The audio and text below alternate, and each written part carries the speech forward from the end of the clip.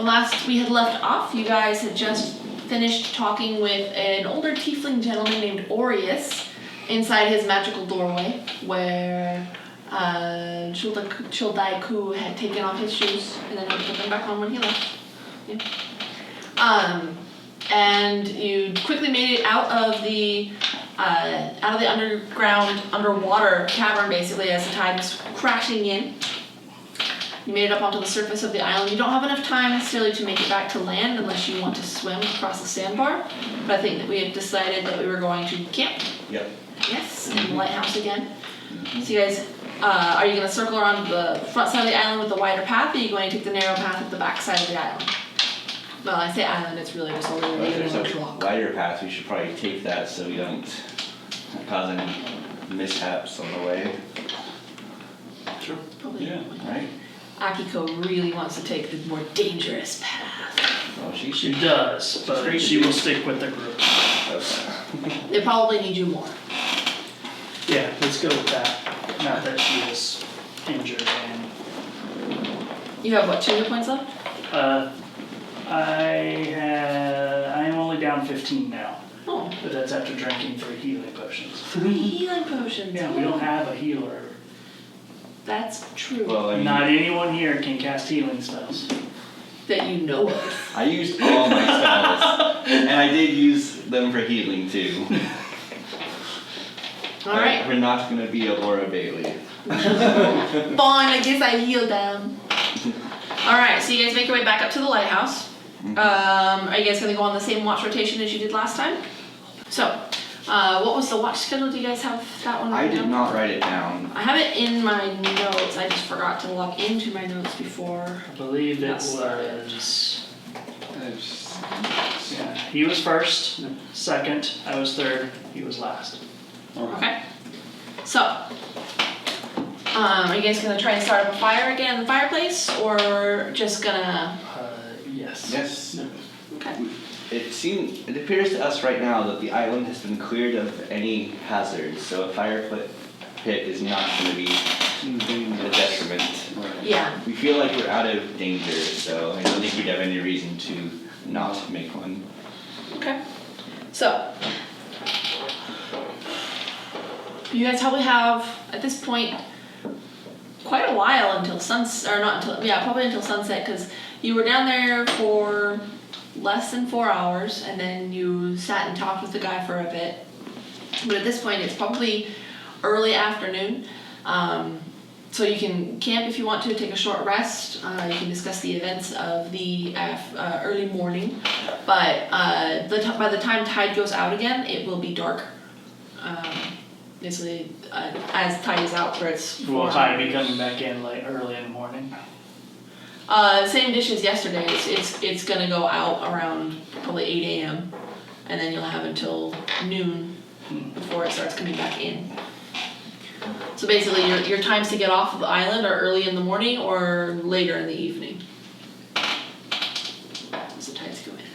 Yes, so if we wait for the tide to go out today, we basically are going to have to camp immediately on the other side.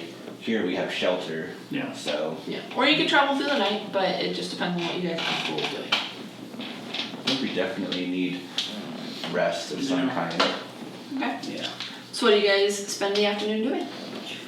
I play music for them I gather. all day. Thank you. Gather up some firewood and maybe try and see if there's any rabbits or anything on the. Okay. There's not a lot of green growth on the island, so there's not much for them to eat. You do find, as far as wood goes, there's no trees on the island, but there's some driftwood that's basically washed up high enough that it's probably dried out enough to burn. And no rabbits, but if you want to make a survival check, you can see if you find any edible like shellfish or anything like that. Survival? Yeah. 19. 19. Okay. You're pretty sure these spiky purple things are food. You're Okay. pretty sure.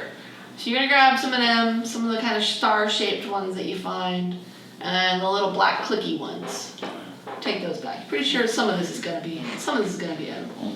But you grew up in like a forest town, so it's hit or miss. Quill, I mean, sushi is a thing, but how long were you in town before we showed up?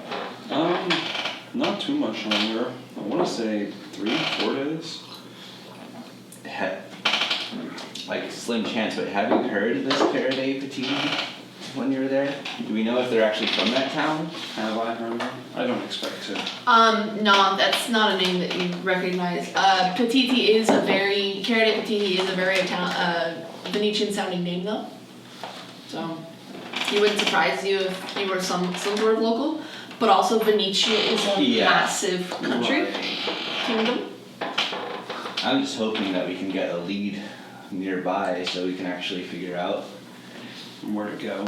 like, is this person, I guess, a person of prominence? Is that name familiar through, like, I am local to Benici. Is it a name that I would have heard of at You wanna all? give me a, what would that be, history check, an intelligence check? It'd be history, most likely, yeah.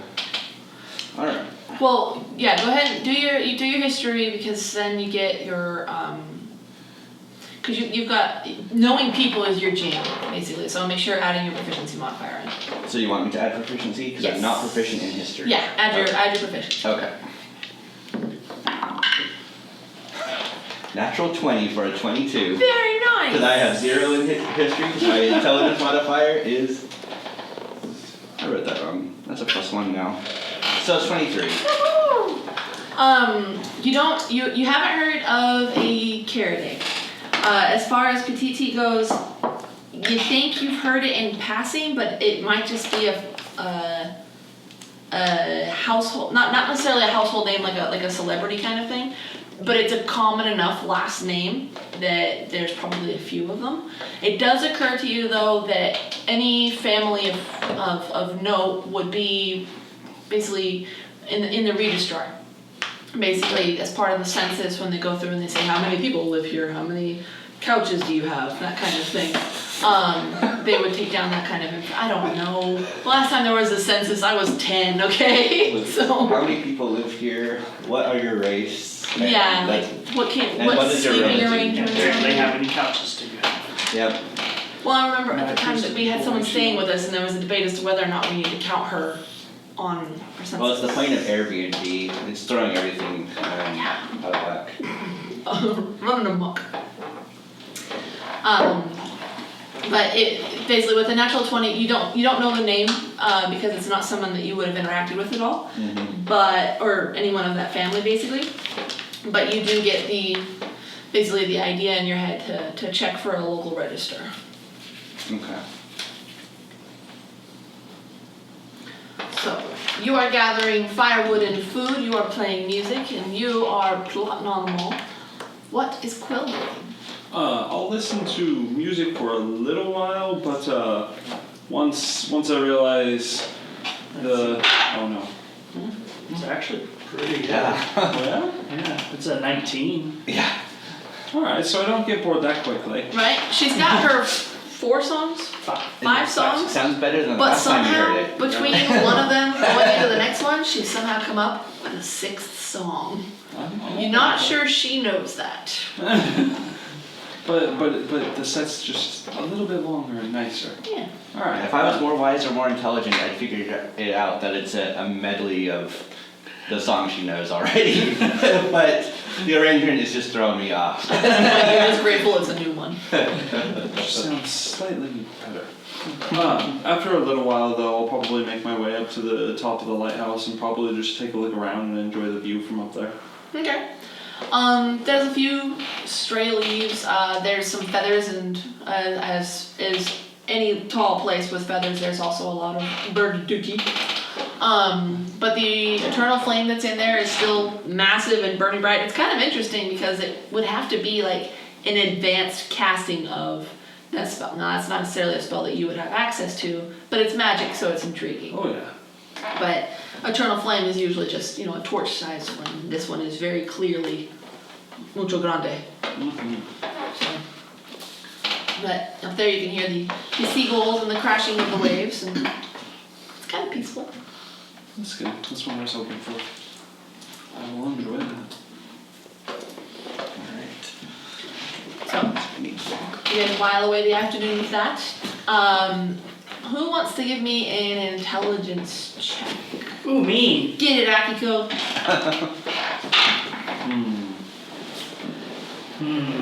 5. 5.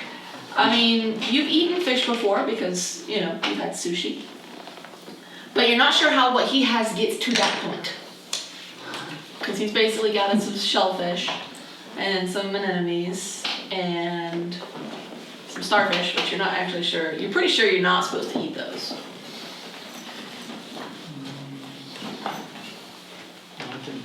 Actually, no. I Yeah. don't think so. Me I've personally, never I seen don't know. enemy taste terrible. It tastes like a tide pool. Survival or nature would be like the way to go for figuring out how to prepare it, I would think. If Who someone wants to try and cook these seafoods? I don't know. Okay. Oh. Give me knowledge, nature.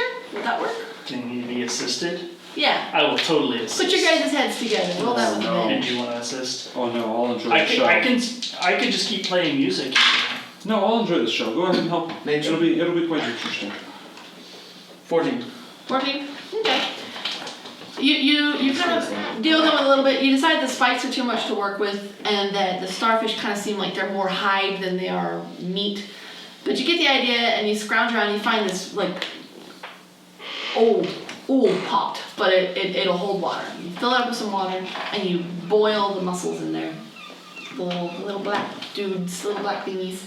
And eventually they kind of pop open and it's a little plain eating because you don't have any Tabasco, but they are passable. They're a very strange texture. Throughout the day, as you're going down by the rocks and you're up in the flames and you guys are all doing your things, the rain never stops. The rain has been going constantly since you got basically into this region in Benichi. Evening comes, you guys can kind of see out the windows of the smashed out windows that the tide is receding. There it goes, along with the last of the light. And now it's time for watches. So, who wants to roll me a watch check? Who was first? Chad. Go Chad. It's your watch day. 12. Well, okay. Nothing much changes during the night except as the sun goes down, eventually the seagulls basically stop their incessant cawing. And it gets to the point where you're like, oh yeah, there's no seagulls. Because they've just been a constant back noise the last few days since you guys basically got into this region. Who is after Chuldaiku? Okay. No, it's not bad at all. Nope. 17. 17. Same dish, you don't hear much. You think you hear some splashing down by the edges of the water, but when you go out and you look out the window, you just kind of peer down there. Do you have dark vision? Yeah. Okay.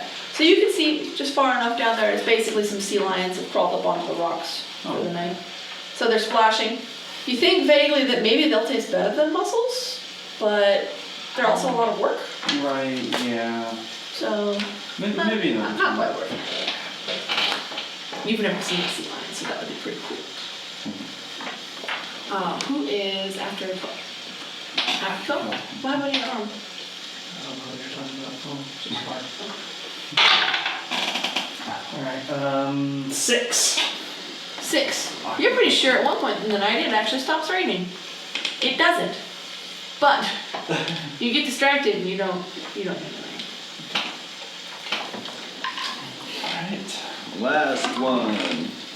12. 12. Alright. During the evening, you know, after Akiko goes to bed, and she's like, I can't wait to do my stretches in the morning. And she does a little flexes and then she passes out right away. You're a little jealous. You sit there and there's not much to do to pass the time. It's raining. It's dark. There's not much to see by because you just got the light from the fire. Do you have a book or anything that you read? I would no, I'm not really a reader. Like not a wizard. Not like that kind of learned magic user. What kind of stuff does he do for pastimes and hobbies? Well, in the middle Shine of his nowhere lips. in the middle of nowhere like this, not really a whole lot. He has the minor illusion cantrip, so he's just gonna be making like random illusions of whatever he thinks of to pass the time. There you go. Just like play with his magic. Maybe some butterflies. Yeah. Trying to juggle them, but they float. so. Okay, I like that. So dawn comes back around and you can kind of tell because, well, the seagulls come back. There's also some arts from down by the water as the sea lions splash back into the water and go out to. Like, they would have been doing that all night. Trust me, as someone who's slept in a hotel next to where they are, Do they it's do it all nonstop. night? It's constant. It is annoying as hell. Good to know. So all night long there were arts. Yeah. I don't have a sound button for art. That might be a good thing. Yeah, because I would have used that. Okay. So, you guys, the day is yours. What do you want to do? I start with morning exercises. I rather thought you might. What time of the day is it in the morning right now? I would say it's fairly early, probably 6 a.m. So the tide Oh. is going out. It's not out yet. Okay, so we still have a couple hours where the morning exercises, I can't be like, alright, we have to go now before the tide comes back in. You could, because you're on last watch, you could say, oh, I'm just too tired, you know. And then they could say, well, you slept uninterrupted before we did, so. I would never think of that. Too fast. Alright, so how are you guys going to cross back over to the mainland? Same way we did to get here. Yeah. Basically go to the sandbar and walk across. Okay. So, once you guys get back over to the mainland, you get back and you're damp a little bit, basically from your calves down is still a little wet because it's still sloppy wet sand. And at this point, it is raining.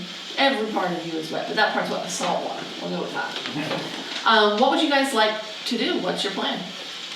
I think head back to the town we came from, and I can try and check the registry there and see if I can get access to all that information. I have ways and means.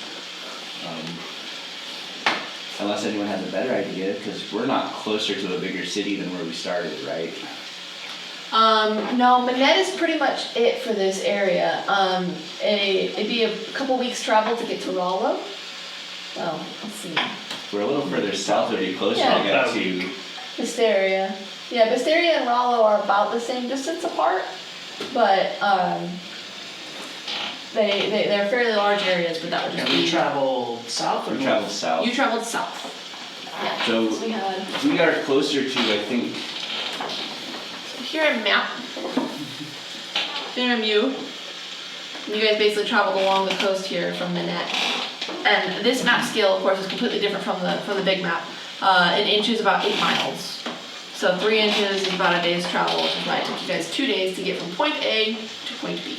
yeah, so we're not very far south at all, so we would be better off going to Manette. Yeah. And if we absolutely needed to, we could figure out which way to go from there. Right. Either by ship or land or wherever. So unless anyone has a better idea, I say travel back to Manette. Sounds good to me. Chud, give me an insight check.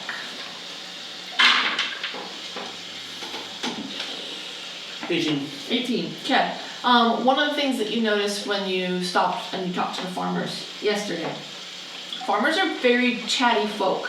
I mean, in the time frame where they were doing their exercises and the kids were all chit-chatting and battling and everything, and the old lady had come over and was talking with you guys, you learned so many things about their neighbors that you didn't need to know. So it occurs to you that maybe another resource of information would be to talk to farmers on the way through and see if anyone recognizes the name. Okay. If this name is of any note, I mean, I'm sure the local farmers would have some type of, maybe not like a lot of knowledge, but they might be able to point us in a direction too, just so to give us something to do on the way back. I don't know, the common folk don't really know a whole lot in my experience. I know, they seemed Wow. quite chatty with you yesterday. Yeah. And they seemed quite chatty when you were in there yesterday. Sure you don't wanna go back in?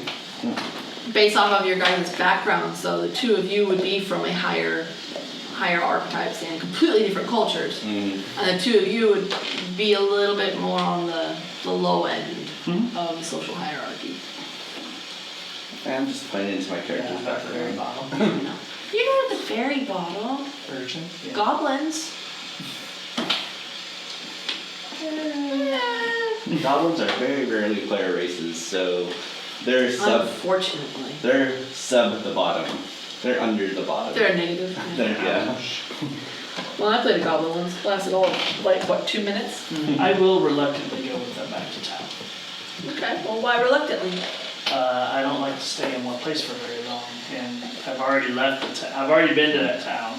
I'm already on the road that would lead me to another town, but these guys seem like they want to go back to town, and I'm not particularly ready to just venture off on my own, so 16 insight. Do I catch that? probably. You drag your feet, hang your head, go, So I haven't traveled with you for very long, but you seem like you don't like to stick around in one place a whole lot. No, I'd much rather just kind of move on. If it makes you feel any better, unless this person happens to be in Minette, we're not going to be staying there very long, maybe a night at most. And we'll be moving on to a different location. Guess that's fair. Didn't find any information I was looking for there either, so yeah. I have no reason to You stay. found What are you us, looking for? Well, which true. seemed like what you were Other looking for. information though. I was What are you under the looking for? impression. His, Oh, my missing uncle. Your uncle's missing? Yeah. I feel like we've been over this, at least briefly. -1 intelligence over here. but what's your wisdom? Wisdom's +1, not +1. So you're not that great at retaining information either. Well, +1 is above average, that's not terrible. But you're not a wizard, Harry. No. Well, And it's a matter of how much attention I actually paid. yeah. In the first place. I'm season 5, I'm probably 9. But You're ahead of us, don't spoil it. I know you're a little, put off when going back to a place you've already been, but it won't be for long. alright. As long as I get to knock some heads on the way, it shouldn't be too bad. Well, I don't really pray for bandit attacks, but I'm sure there'll be potentially someone, maybe, I don't know. Let's hope. So I guess we start traveling north and Don't do that. Yeah, I guess. Yeah. just make our way. Back towards Minette. Mm-hmm. Okay. You guys do end up passing a couple of people on the road. Same as basically on your way down here, just people going to town. You see a couple of people actually coming back. Basically, it looks like they might have stayed in town with their goods because of how far away the travel is. But they're trotting along through the rain. They've got their heads down, their hoods up. Some of their hoods aren't actually from full-on capes. It's just a hood and a shoulder bit. But it's still relatively warm for all that it's pouring rain. So. Unpleasant. And as dusk starts to fall, you guys find yourself coming into view of the same farmstead that you actually ended up staying at yesterday because you ended up keeping a pretty good pace. So you have the option of going back there, or Well, they seem Making pretty your own. gossipy as a large family. If we ask them to stay again, I mean, it wouldn't hurt to ask, I suppose, see if anything. Like, I honestly don't think they'll know anything, but we can ask, since we're here. There's no harm in it, yeah. So, shall we walk up again? Yep. Just Sure. start walking up there. Alright. The path. up the path they go. I'll rap on their front door. Alright, so you guys get up closer, and again, the dog kind of goes a little crazy when it sees you and just bark, bark, bark, bark, bark, bark. And again, But- I'll keep my distance. So yeah, like skirt the edge, going around. But you get up closer and Where is it? Where is it? you get that kind of, you hear it from the barn. Maybe don't lift the sheep again. I didn't have very good footing that last time. I think I could do this.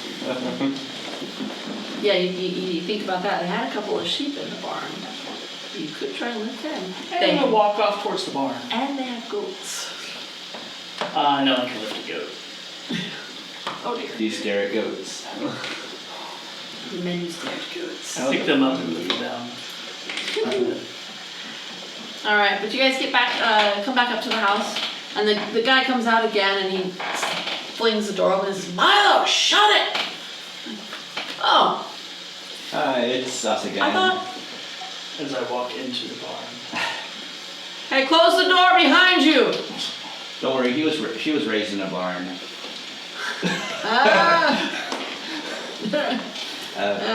No, we took care of what we went down south to take care of, and we're heading our way Snake back monsters? They were like lizard monsters more than snakes, but yeah, close enough. I mean, they're still monsters. But we took care of them. We're heading back up to Minette, and funnily enough, you happen to be right in the same equally distant. That's, So it's a convenient and inconvenient thing because we come across some relatives that are traveling that think that they don't need to pay to stay here. Now, you guys paid rather generously last night, so if one of you is willing to tell us the tale of, what happened on the rock, I'm sure the kids would be glad to hear it. You do that. yeah, Does your friend want to come in for any food, or is she tired? Come out of the barn, clutching sheep. Hey, put that down! You put her down! Go. In the barn! Oh, No! Oh. The rest pick of it up, you put it back in the barn. are welcome to If come it makes you inside. feel any better, she's not gonna hurt it. She just likes to lift things. Well, they don't like to be lifted, but I- that's fine. I told her not to Part of lift the it, fun. but He likes it when you wiggle. she So doesn't he'll like it when basically they say usher you yes. guys into the house. Stick his head back outside. Close the barn door when you're done. I will. Go back, close the barn. Are you gonna come inside? It's raining. I'll try not to keep on fine. Suit yourself. Close the door. They're more comfortable outdoors, it seems like. I don't know. It's also the dog. Well, I mean, the dog's staying outside. I just. You guys come into the dining room, and it seems like you've kind of caught them probably after dinner time at this point because there's far less children here than there were before. The ones that are downstairs are wearing pajamas, basically like the nightgowns or just a basic shirt and breeches for sleeping in. Inside clothes, not outside clothes. And it looks like a couple of the kids, looks like there's probably a set of twins, a girl and a boy, and one slightly older boy, and they're sitting at the table, and it looks like they're kind of doing schoolwork. They have chalk and slates, and they're doing basic arithmetic, while one of the parents watches on. They kind of sit up, and the little girl Marta just kind of like, So I sit down, ask if for something to drink. Doesn't have to be alcoholic, just. We've got tea. Well, it's a little late for coffee at this point. Tea. We've got water. An herbal tea sounds good. If you have an herbal tea, We've got something. Lemon tea leaves. that's fine. And his wife's like, oh, I'll get you some. And she goes over and she starts like messing with the little fire pit. And she got a little kettle on there, and she basically swings it back over so it's above the flames. It's a very cozy space. The dining room is a little bit smaller than this room. Same big freaking table. There's just very little wiggle room around said table with the chairs. One side is actually just a bench. And it looks like as you sit on it, you can kind of see it's actually secured to the ground. I feel like that's probably because one or two kids might have wobbled that thing over and taken a whole lot with them. It's a bad experience. Yeah. But the children are sitting at the far end of the table from you. They're not doing their maths anymore. They're staring at the strangers. Oh. I like your armor. This is little boy says. Do you have lemonade? Well, we've got the lemon tea. Oh, we've got. We could chill some of the lemon tea. It's, if you could just mix some of that lemon tea with the other tea, I appreciate it. Okay. We can do that. I'm inventing a new drink. It's called Arnold Palmer. Oh, Arnold Palmer. It's my favorite. All right. Well, we'll see what we can do. And he kind of goes out and he gets something from outside and he brings it in and he gets your tea and he pours it. His wife hands him the cup and he puts the cup on the cold rocks and just kind of lets it sit there. It'll be a minute. I'm gonna take my helmet and put it on one of the little kids. Okay. The little boy just like grabs and he goes, ah! He starts like running around So and once he goes, drinks look, have been look, look. served and everyone is set up, I'm gonna start telling the story of what we did there. I'm gonna embellish so everyone has like a moment, and I'm also gonna be using minor illusion again to like make little images of what transpired. They're absolutely hypnotized. Like the three kids that are down here, you find out are Tony, Marta, and Chris all just kind of sit there and like even the older one who's like 10 or 11 is trying to be like, you know, I'm older, you know. It's just like slack jawed by the end. I do have a +4 charisma, so I'm pretty. Give me a performance check. Let's see how So good you're this pretty. is. Can leave it at that. Performance is 8, persuasion would be 10, because I didn't have advantage. I only rolled a 4. It's not a very good. That's still 12? No, 8 Oh, an 8. total. Okay, it's, you know, you kind of stumble through parts of it as you try to remember everybody's names. But eventually you get down to just describing them as who they are and the monsters and things like that. How much detail do you go into? Do you tell them about? I do not say anything after about the Mr. Orious. Okay. It's just what happened in the cave. Just the trogs, basically? Just the trogs and Okay. all that, yeah. So they're all the lizard people are gone? Yep. Okay, but was there a dragon? I guess the drakes could be considered like small, almost dragons. There's Yeah. a dragon living in the rocks. And they're just like hissing and talking to each other like, oh, so I'm gonna be a fighter when I grow up. Like, I'm gonna cast spells. These kids just like, the parents like shoo them upstairs. They say thank you very much, and the kids all say thank you. And then Tony tries to go upstairs with your helmet, so you're gonna have to stop him. But eventually they wrestle it back from him. And the kids all go upstairs, so they go to bed, and then the grown-ups just kind of sit there with their tea and everything, and they're like, so you're headed back to town at this point? Yeah, before we, recuse ourselves for the night and go to sleep, have you heard of any family by the name of Petiti, specifically a Caridae Petiti? Caridae? No, Caridae's it's a cute name though. I like Caridae, that's a cute one. But, Petiti's, it sounds familiar. They might have a farm maybe on West Bay or North Bay, but they're not part of the East Bay group, that's for sure. I know everyone in the East Bay group. The Jetta family next door, that's a big family. She goes on about the details of the Jetta family. She is not giving any information about the Petiti family. But she wants to show you that she knows things. She's a cultured one. Okay. I thank them for their hospitality and And then, so the East Bay, West Bay farming coalitions are basically like this is the East Bay. And then you got the West Bay over here, and then the North Bay is basically like the cutoff is basically town. so like they're potentially somewhere in this section if Yeah. they're here at all. Yeah, it basically from town over down that way along the coast. That's all the East Bay group. Okay. And they're not it's not like separate cultures or anything like that. They're all like the same peoples and everything, but they have like when there's a shindig and stuff. yeah, like Yeah. they're those are your neighbors. Those are the people you watch out for, you know. They have central gathering, like there's a farm basically in the middle where that's where they go for their big celebrations and stuff like that. It's not necessarily they're going to go to town every week because that's not something that farmers can really afford. But when they have celebrations and things, that's the community that gets involved with it. You know, they may have relatives in North Bay or West Bay, like they've married into those over there. But as far as the community, it's fairly contained to the farms that are in that area.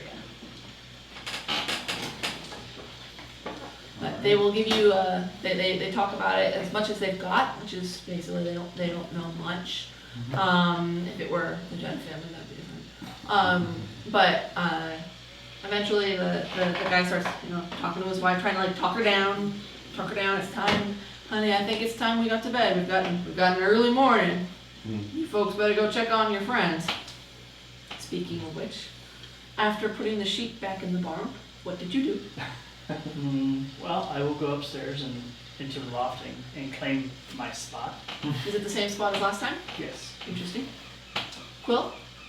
I mean, I would say that I'm a creature of habit in the first place, so without realizing that she did that, I would probably go up, find the same upper spot I would do. Or, what I would do. I would go in the same spot and do the same thing. Okay. When you go to get into your spot, there is a brief rustle in the hay, and this big poofy tomcat kind of comes out. It's kind of like kicks its feet like it's burying something behind it, and just kind of like stalks off, tail up, nose up, and walks away from you. Doesn't make direct eye contact. I deal with this shit. Scoot a couple feet over, plant a spot there. A little disappointed. Well, you wouldn't. Give me a perception check. Oh yeah, that's not good for. That's a 4. Yeah, it's hay. Yeah, you don't notice the cat just pooped in it. Well then, I suppose I will take the first step. Okay. So, tell me about your uncle. Well, I don't remember too much about him. He disappeared while I was still kind of young. His name was Jade, which is part of why I was drawn to you. I just didn't realize that it would end up being literal Jade, but anyways, he had this really cool tome, which is the one I have now, and he promised to teach me about it, and that was about that. Then he just kind of disappeared. So, you were close? He disappeared when I was quite young, so I mean, I don't know if I could say I was necessarily close, but But you want to find it? yeah, I don't know. Ever since I found this tome, I don't know, it's drawing me to him almost. I feel like I need to find him. Like it'll help. Help me. I don't really understand books, but okay. If it makes you feel better, I don't really understand this book either. So you have a hard time reading too? I'll try not to chuckle. No, I'm able to read books. I know quite a few languages actually, but no, it's just this tome in particular that it's really, there's something about it. It's different. I understand that. It's about the same color as yours. I was about to say, Your does she picture. understand? Kinda. Okay.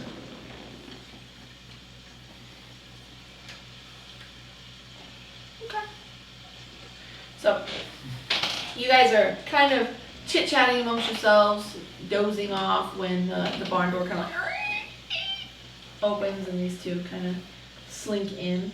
Well, actually, I guess it would just be you, because you're back in the doily room. Yeah, most Yeah. likely. If they offered it again, definitely. Yeah, they'll offer it back up to you. It looks like it's been the bedding is different than it was last night, which you kind of find reassuring. But it's the same lace doily is thrown over the top of them. None of the dolls have moved. You check, and it's fairly quiet night. You can hear through the walls one of the kids still talking about the story, basically, and until one of the grown-ups, as they're on their way to bed, goes in and shushes them. But it's a quiet night for getting some sleeps. Eventually Milo settles down after Chud gives him some ear scritches. Ear cats. Bork. Thanks, Milo. And you guys wake up in the next morning in a similar fashion, except this time you get woken up first and like it's a soft little knock at your door. Hello? Oh, you're awake! Excellent! I was just making some tea and I wanted to see if you wanted any more. have a cup of tea before we leave, sure. Oh, excellent. And I'll put together some rolls for your friends too. And she like goes downstairs, looks super pleased with herself, like, yeah, okay. She's gonna basically make a cup for you, and she'll take basically it's a cloth wrap. It looks like it was maybe one of their earlier ventures into the doily weaving because it's not a very good pattern. It's a little lopsided and there's extra knots in it where there shouldn't be, but it holds bread quite nicely. It basically ties off a little bundle of these fresh rolls, and the whole house smells like fresh baked bread. And you can tell that though it's early for you at roughly 6:30 in the morning. These people have probably been up longer, Oh yeah, farmer is up super early. doing the farm bit. They come out and they open up the barn and they let the animals out. And they're all wearing their hoods for the rain. And the sheep like slowly steps out of it's basically its little indoor corral. Kind of like looks nervously up at the top because it can sniff you, and then just like meh, and takes off. I give chase! No! So your morning exercise today is chasing sheep. Eventually the chickens get in on it, the children get in on it, the chores are abandoned, it's chaos in the morning. Akiko's job is done. The old man kind of comes out and he's like, all right, you better get on the road. You've got Stop chasing the sheep. Yeah. got a ways to go. Does anyone remember how much we paid them last time we came through? 4? 4 gold. Alright, I will do another 4 gold. And he shakes your hand very much and he's like, thank you very kindly. You are welcome to stay here at the Russo farm anytime you come through. Just bring more stories next time. Kids love those. We will definitely have more if we through this way again. Good, good. And Milo doesn't bite. He's all bark. Well, it's just a thing with dogs. I just don't really get along with any of them. You have a bad experience when you were younger? Makes sense. Yeah, let's go. He's not racist. Okay. As we head out, make eye contact with the sheep. Like bounce kicks away. Goes and hides with the other sheep because it's a sheep. They don't have a defense mechanism. They barely run. Yeah, so the most they knew was that the Petites might be from the West or North Bay. We're in the East Bay right now, so we'd have to go through town to get to either of those places anyway. So I say when we get there, I can check the registrar and see if where specifically they're located, because it sounds like they're in the area. Yeah. They're local, potentially. Could we also ask like the guards as we're going in the gate? I mean, we could. I mean, I don't know how well known they are. They could just be like known If they farmers. sold their soul for something, you'd think they'd be a little bit more Prominent. well known, maybe? I guess it would depend on what they sold it for. Yeah, you would think that they might not necessarily want to make themselves known. Though if they're that well known and prominent, it could be that they're prominent elsewhere. Like maybe they're from here, sold their soul, and then now they're, moved on to somewhere bigger and better for them. I don't know. I'll leave it to you guys. But yeah, I guess we make our way north still. Okay. Same dish as yesterday. You guys make your way, because it really has only been about 24 hours. You were in basically the same spot that you are now. Well, I guess 48? 48 hours. 48 hours at this point. You pass a few faces on the road. You pass that same guard who's on this patrol. This is basically his week to be in the East Bay group. And he kind of waves at you. I'll wave at him. Do you know the paninis? The paninis, it's a great sandwich. She means petite. See, they're famous. She means petite. Petite? Yes. No? Alright. It's not one of the East Bay families, at least. And we're told they might be from the West or North Bay, but we're just asking on our way, so. The here's the thing that you guys probably don't know, because none of you really look like your locals. Sorry, it's the armor, the fur. Yeah. I would definitely be dressed in clothes. Benici style clothes, Oh, okay. but I'm not local to this area, but I am local to Benici itself. You're Aasimar, I'm right? Aasimar, but I would definitely like have that kind of Italian-ish like Okay. tan complexion The- most likely. The demeanor of like, so okay, maybe you know, I'm guessing you get a mad green stick. He's kind of like adjusts himself on his horse, and we're like, but, well, Like the horse kind of flex a little bit, so I'm thinking about whether I can lift that. the horse, like, the ears start getting a little nervous. And it does like the step in place, like, I don't like this, something's happening. There's a predator nearby. I smell a snack. But, I don't know, well, the farming communities are kind of broken up into the three big ones. You've got four technically. You've got the people in town that have like their little home gardens, and the merchants and things like that. They kind of consider themselves, you know, townies. They think they're better than the farmers. It's an age-old problem. East Bay community, lots of really big families. A lot more tightly knit. West Bay communities, they're kind of that neighborhood that tries to outdo each other. There's less of a sense of community there than there is in the East Bay. Big family-oriented people on this side of the water. And in the north, you've got people that do the farms. Got farmland, but they also do a lot of logging and timber industry on the north side, because there's plains, but they've got quite a few trees out there as well. So they're a little bit gruffer, tougher folk from the north end of things, but they're all good people. I mean, in general, you've got your bad guys and you got your good guys, but they're all nice. If you're looking for a specific family, though, I mean, your best bet is either ask around or check in town, because there's just, I mean, it's not a huge area. Somebody's gonna know something. But if nobody you've talked to on this side knows, they're not from the East Bay. Alright. Alright, that settles it. The paninis aren't from the East Bay.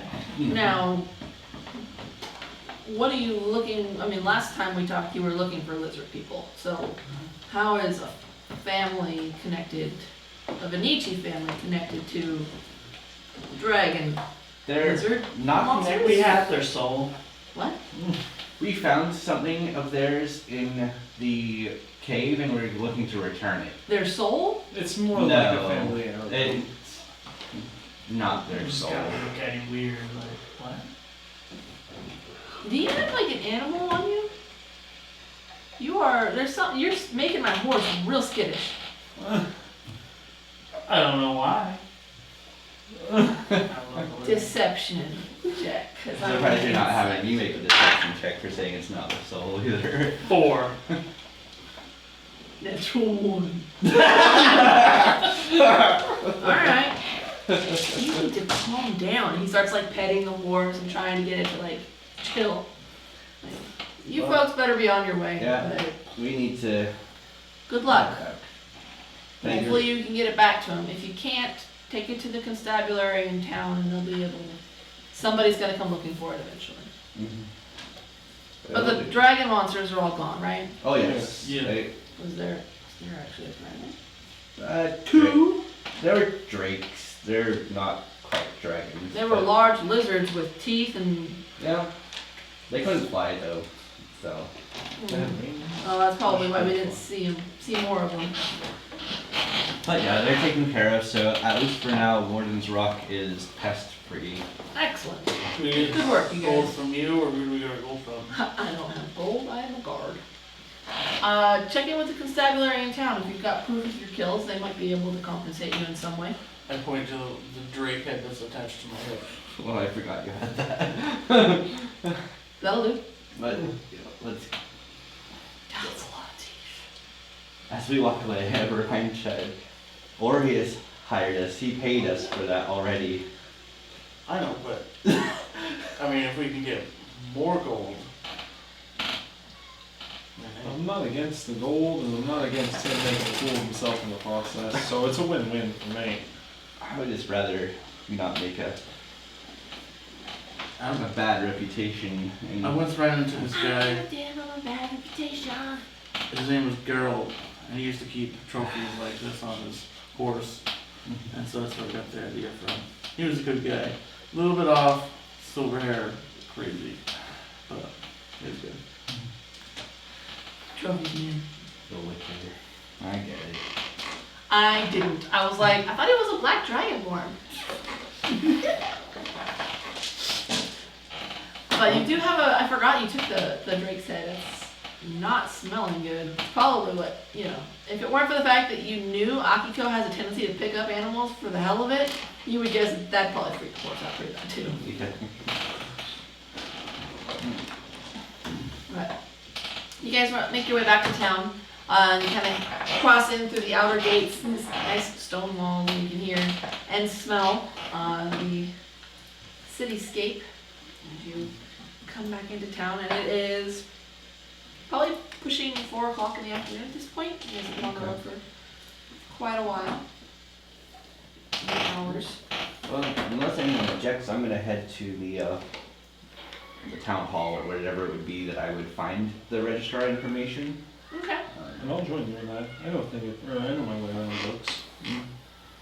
But with the courtier background, I do have the court functionary Okay. You got the people feature, skills. so I can get my way into this kind of stuff relatively Okay. easily.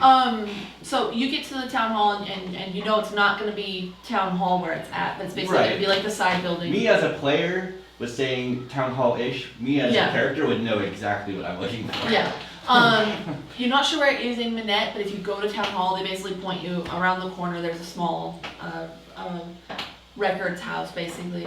But it's attached to the main city hall. You just have to get to it from an outside door. And what are the rest of you doing? You're going with him to the records house. Trying to go to constable, see if maybe there's another record of this person. That works. Okay. I'll actually ask one of the guards as we're going in the gate. Hey, do you know any of the Panini family? Panini? Panini? Nah, that's a sandwich, dear. I'm telling you, I'm onto something. Well, it's where they take the bread, but they put it over a hot iron, and they're great. I think they have them at the 3 Tree Twigs. I've heard of that place. We should check that out. No, it's a great place for adventurers to go. You should give it a shot. After we check out the constabulary, we might check that place out. Yeah. Sounds good to me. Is that a dragon? Yep, found it up on next to the lighthouse. Warden's Rock? Yeah, Warren's Rock. Wow, So we came to claim our bounty. it's dangerous work. If you were to find a soul, A who soul, would you turn that into? like the part of a shoe, or Kind of look at him. No, there's a translation error going on here. Soul. oh, okay, like a spirit. Yeah. So you found a ghost. No, it was. It's in a coin? Yeah. Yeah, it's in a coin. Came out of this box, which I actually have in my pouch. I pull it out. I thought he had the. I kept the coin. You kept the coin. Okay. You're gonna want to talk. You're going to the constables, right? Yeah. Yeah, you want to talk to them and probably a wizard. Now, an important thing to note is that this is done at the town gates. So you guys are all still together. Right. Okay. Is it still raining? Always, yes. Other people with umbrellas? No, there's some people who have hides that are basically oiled and greased with fat, like whale fat. They hold up over their heads like this, but it hasn't been invented yet. Except for the parasols that you would have. But those are made of paper. That's different. Oil paper, but they're resistant. Wax cover. Okay, well, there we go. I just learned a thing about parasols I didn't find out. That's great. Damn. Once we start walking away from the cards, Akiko, maybe we shouldn't be so forthright with this information. There are people who would do very bad things with a cache of souls like that. And they'll also misinterpret why we have them and think that we did some probably bad things to Black get them. magic, basically necromancy, you know, unfavorable stuff. Well, fine. Just trying to help. I understand that. Trust me, I do. But there's a way to go about it where we won't get in trouble for doing it. They might lock us up. So are we keeping this from the guards? We should. Because I'm pretty sure this Orious person that we talked to is definitely not a good person. Yeah, favorable one. Now, returning the souls is a good deed, but us having them in our possession would not be looked upon as such. Yeah. Well, alright. Fine. Try to do this subtly. What? I know it's not your strong point, but I appreciate it. Did you just pronounce the B in subtle? No. Subtly? Okay, who's checking? I need a towel. I made a mess. Towel. Well, you are not a hip food. Huh? Hitchhiker's Guide to the Galaxy reference. I am Always not take your time. that Yep. cool. I wish I were cool. I also wish I had a snack, but that's life. I have a Pepsi. You want a Pepsi? Yes.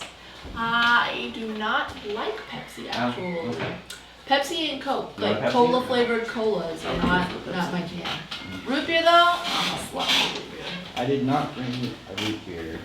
It's okay. You brought a lunch back to D&D, so I'm already super proud of you. Thank you. Yeah. A chilled lunch pack. So Chuldaiku and I Did you will want a Pepsi? make our way to I have the 1 more. constable's I office. suppose so. Either that or I got like a and, light citrus beer if you're not a fan of dark Town beer. hall. No, I'll have the Pepsi.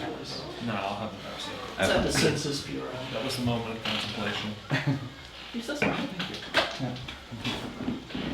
So, let's do you two first. Okay. So you guys make your way to the records hall, and it's interesting because with the records hall, you have to go out of the building, and you go around the corner, and you come to this other building, and you get shot with pop can. Yeah. Um, Pop gun. and you go inside, and it's relatively quiet compared to outside, but there's like a screen between one of the walls is just a screen where it's basically like lattice work, really thin pieces of like balsa wood that are layered with each other. Like you'd see in a garden type area. Yeah. Yeah. And you kind of get the sense that that's town hall on the other side of the balsa wood. So they made you go outside and then come back inside through another door just for the heck of it. And that's such a government building thing. Yeah. I basically make this comment to Quill, bureaucracy. Well, kind of just. Oh. So you kind of hear some of the chatter that's going on in the other larger room, but in here you walk in the front door, and there's basically 4 low bookshelves. They're basically Dewey Decimal boxes, which for some of you don't know what those are, but it's basically the really thin long drawers with the little cards in them. Yep. One of those. And I'm turning them down. But 4 rows of those. You basically go up the center row, and there's a desk at the end, and there's 2 doors on either side of it. And there's this rather mousy-looking young gentleman, and he's up there. He's scribing basically from one book to this whole like row of cards, and he's transcribing information from one to the other. Basically, you approach him. He looks up and he goes, "Good day. How can I help you, sirs?" Hi. Yes, we are looking for information on what we hope to be a local family.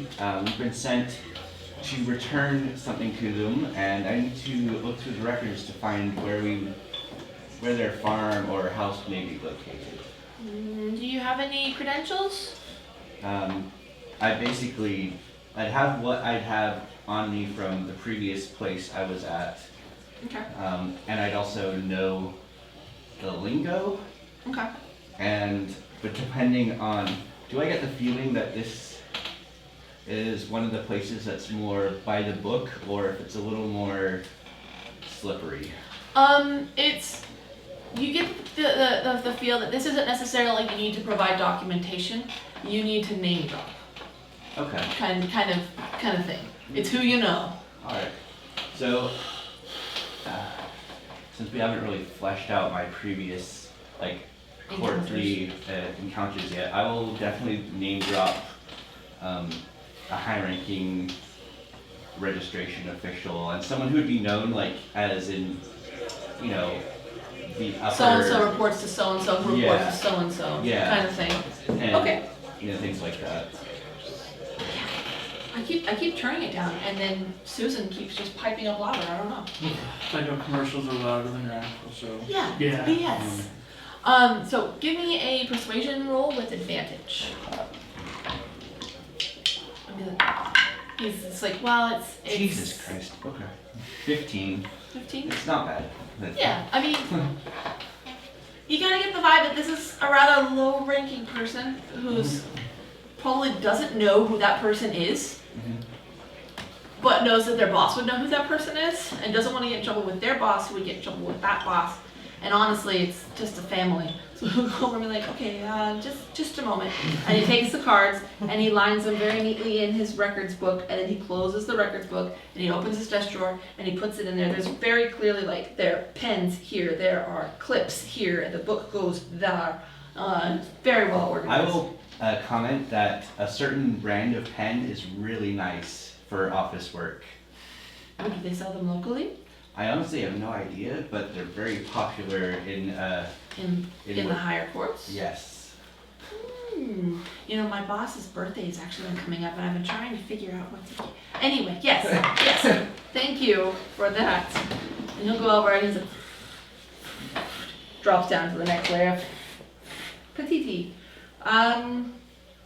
Not much on the Petiti family here. Looks like there's a record of marriage from an Angelo to a Marie. Marie was a West Bear. Let's see. Looks like the farm itself is located up in the north area, closer towards the. Maybe he'll pull out. He'll go over to the wall with his map and he'll put it over here. And so it's fairly close to the mountains. A couple of children here. Looks like last count there were 2 children. Petition for. He just kind of mumbles to himself. And he goes over and goes to one of the third racks that's over there, and he flips through there, and he pulls out the card and he says, "Actually, they were just here. Angelo Petiti was here just a few weeks ago to file a petition. Looks like the well on their farm dried up, and he was petitioning the city to come out and bore a new one, but his request was denied. He didn't have the fundage to really supply a well, especially since, well, no, just that's really all that's here. No Request names was of the denied. children? Let's see here. And he puts that card back, rustles back over, goes to the other, goes back over to the first one where he was at, where it listed the family. And he says, looks like there were Angelo and Marina Petiti. Looks like there's 2 children listed here, Seb and Bardo. Seb and... Bardo? Bardo. Bardo. Okay. But the record is, it looks like they were last registered probably 2 or 3 years ago. Okay. The farming families, this is between you 2 and me, they breed like rabbits. The census is never accurate with who has how many kids.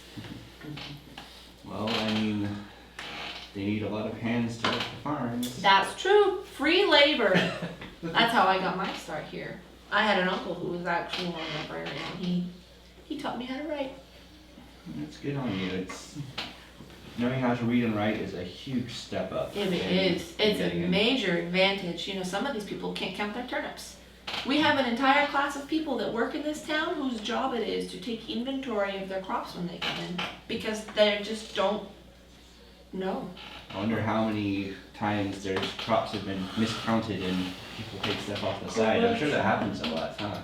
Well, there's corruption in every city, that's true, but these are all farming families, and if the farms aren't taken care of, then the city goes hungry, so it's, you don't want those people withholding their crops, because they did that back in the summer of '49, and it was a bad summer. All there was to eat was fish. Very cool one, I'm sure. Alright. Thanks for the information.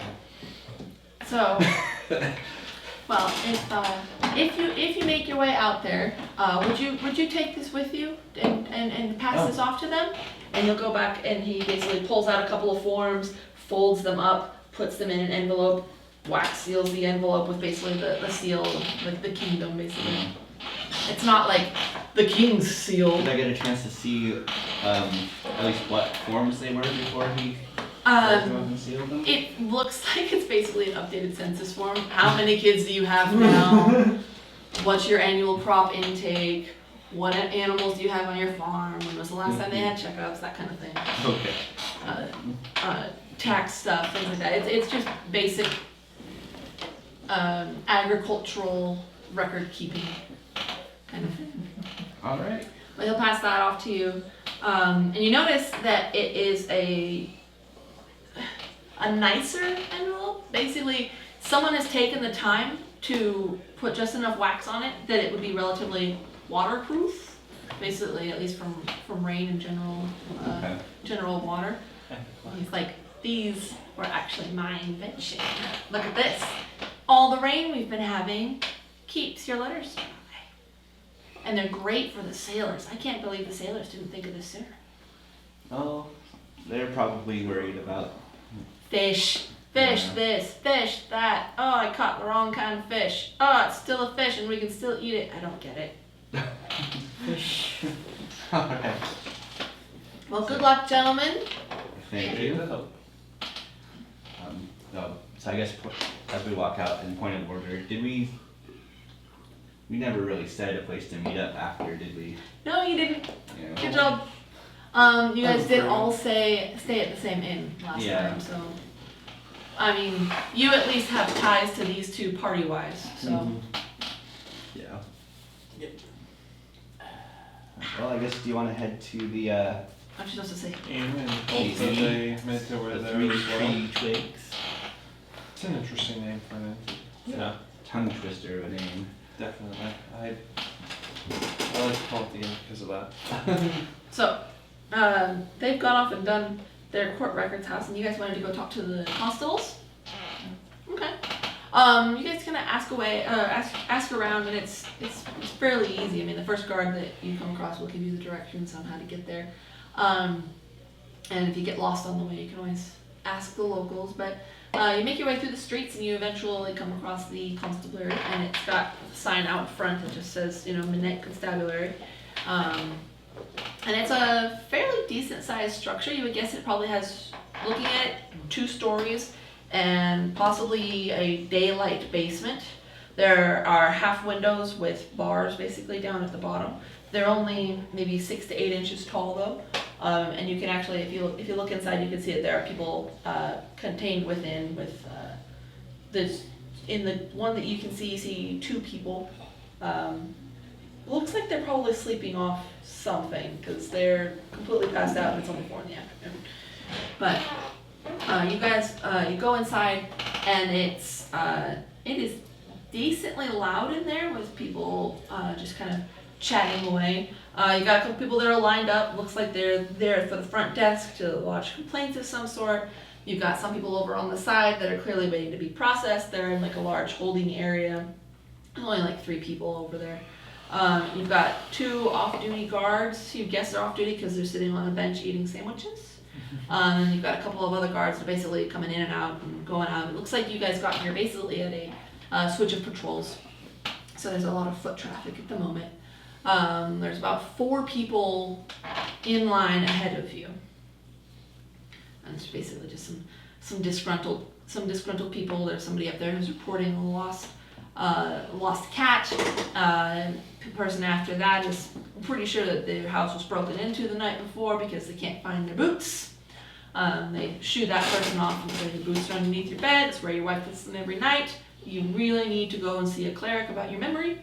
And the third person is a mumbler, so you don't quite catch what they're saying. And then the person that ends up being right before you guys wants to lodge a complaint because they're pretty sure they've seen something flying over the city the last few days. Something big. Well, the clerk there kind of like takes note. Like, all right. Well, thank you very much for reporting that, Jakar. We will take note of that. Write that down. Next. Untie the head from my hip and put it on the counter. I found this thing flying over the city the past couple days.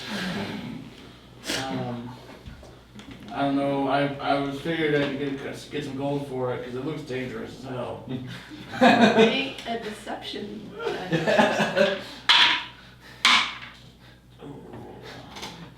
Deception.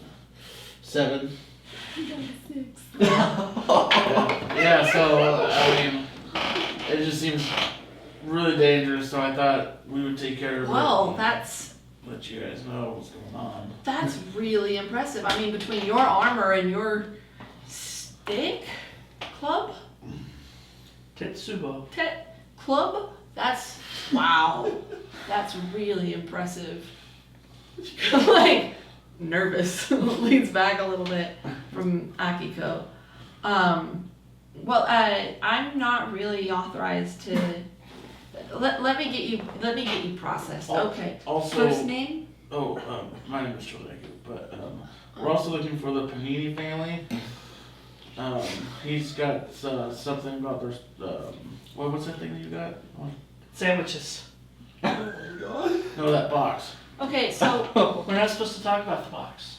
We're not supposed The to others talk about the box. told us not to talk about the box. Never mind. Forget the box. I'm really kind of focusing on the dragon head. Okay. Last name? Adventurer. Adventurers. She like puts that form down, slides it to the side, reaches into her desk drawer, whips out another form. There's only 3 squares on this one. How long have you been adventuring? 5 years. Chuldaiku adventurer, 5 years. Are you staying at 3 tree twigs? Circles 3 tree twigs. Puts it in the file over here. Go ahead and take a seat. I'll call the watch captain out for you. Sandwiches. Those guards have sandwiches. They are, but they're not paninis. They're rice. Oh, there's another family in town. Probably rivals. You and your friend, the guard captain, will be out just a little bit.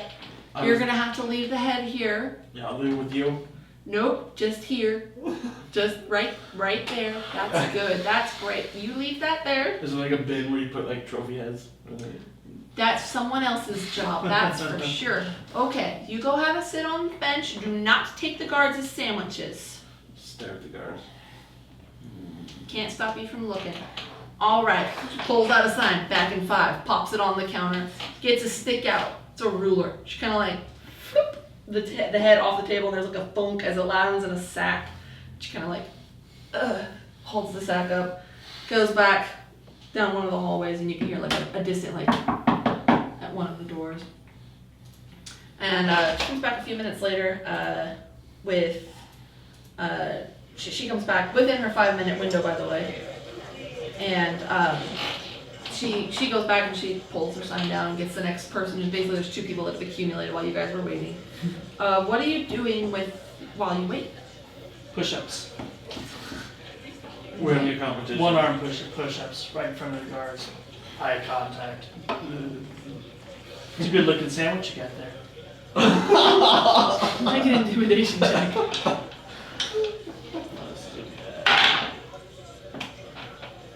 Pretty bad. 4. It sure is. You can get your own right around the corner. Oh yeah? Is it from the rat family? I didn't ask their name, just gave them the coin and got the meat sandwich. Meat sandwich. Oh, What there's do you know about the paninis? No, they didn't have a grill. It's a relatively new sandwich shop. You just kind of like rotate so his back is to you. pulls his sandwich in closer and just every once in a while just checks to make sure you're still there. But he eats his sandwich quicker. I'm Should just we check thinking in on the back Rat to- family? Yeah. See what they know. Is that WRAPP or? Oh. I don't know. It's a mystery, you'll have to ask them. Probably RAP. Alright. But the guard captain eventually comes out and he sees you guys doing your arm push-ups and he's like, those are very, very impressive. We really don't have the square footage for you to be doing that sort of thing though, so go ahead, stand up, come on. You're adventurers, I know your sort. So you killed the dragon. Yeah. You want to tell me about that? Two. And they only had one head between the two of them? No, the other one was pretty messed up. This one was the Looks at your club, nods. Tetsuba, sorry, looks at your Tetsuba, doesn't know what it's called, it's large and wacky. Usually gotta pay first to do that. But, Yeah, we just noticed that it was flying around. We were staying at the 3-tree trig. Still looking at you a little confused, but the 3 tree twigs? Yeah. Yeah. And so, figured we should take this thing out, for the safety of the town. So it was aggressive? It was pretty aggressive, but as soon as it knew that we were on its tail, it came back and tried to fight us. show a couple of spots where it like bit me. Oh, yeah. Alright. Well, we don't really have a fund for random dragon slayings. Usually there's a little more notice that it exists than an adventurer showing up with its head. Is it like a fire-breathy type? Was it one of them ice guys? It bit me. It bit you. Yeah, it was biting tight. It was the biter type. Biting. Real spiky? Pointing at the teeth. Pretty sharp. Yeah, it was. No, I saw the head. Yeah, that was pretty fierce. Well, I can offer you a bit of a reward. It's usually one that it's a bandit fund. But we haven't really, knock on wood, haven't had any issues with bandits lately. But I can offer you 25 gold for bringing this in, and it's a pretty hefty sum for what we've got around here. It's a small community. Alright. So, you take that, next time there's a dragon, make sure we know about it first. Don't let it kill people though, oh that sounded bad. No, just kill the dragon, bring it in. We can always petition the crown for a larger reward. Do you have a place where you turn in lost items Yes, for them to be returned to their owners? that would be the clerk's desk. Right over there. Sandra can get you started. Did you find something? Yeah, but I'm not supposed to talk about it. And she wasn't very helpful the first time we talked to her, so Are you bullying this young lady? I just bust up laughing. Does it look like I can bully that lady? Well, who says you can't tell anybody about the thing that you're not supposed to talk about? Our other companions. We only have the 25 gold. You're gonna have to divvy that up You're You're fine. all over this shit. your own way. It's all good. So what did you find? I'm not supposed to talk about it. Well, there's forms that need to be filled out, proper channels that need to be, followed. You should probably get back in line and talk to Sandra. How about you bring your friend over? Maybe your friend and I can sit down and have a conversation about. I'll just fill out the form. Are you? He kind of like walks you to the side a little bit. Are you in a safe relationship? Are you threatening me? No, hon. I'm trying to make sure I don't want to that have to break off your leg. Show me your muscles. Flex. Yep, you are not in danger. You want to bring your friends around. We can have a talk with them. But I think that you're in a situation you can handle that yourself. Okay. Yeah, I'm gonna go talk to this other guy. Thanks though. You've been super helpful. You guys are looking for paninis? There's a new sandwich place that's open just around the corner. They've got wraps. We've heard about the Rat family. We're looking for the Panini family. Oh, I don't know what to tell you. Gordy, though, if you're staying at the Three Tree Twigs, Gordy would be able to tell you. It's that place again. Keeps coming up. I think it's a clue. So, I won't go talk to the guy that was talking about something flying around the town. Okay, he left. Oh. You'd have to find him. This is not his first time coming in and reporting. Alright, never mind. Out of character, this is a lesson to the smart characters, not to let these two off without supervision again. I'm not smart. Quill, this is all your fault. To be the adult important. I want to be the grown up. But, do you guys hit up the wrap sandwich place on the way past? Yeah, I gave you 13 gold. Here's for your participation.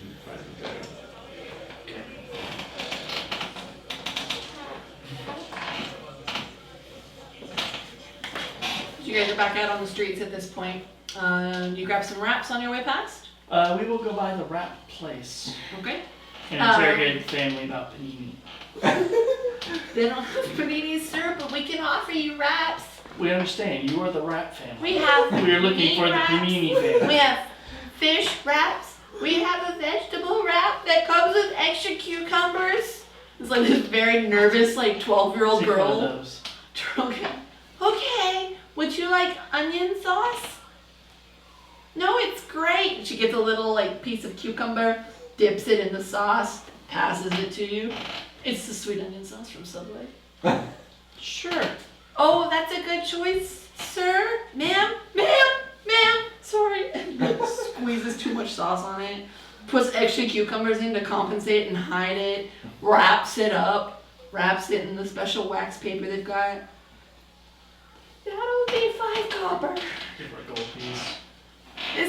I don't have change for this I one. didn't ask for any change. Yes, ma'am. Just tell me what you know about paninis. We don't have any paninis! I can grill it for you on the hearth.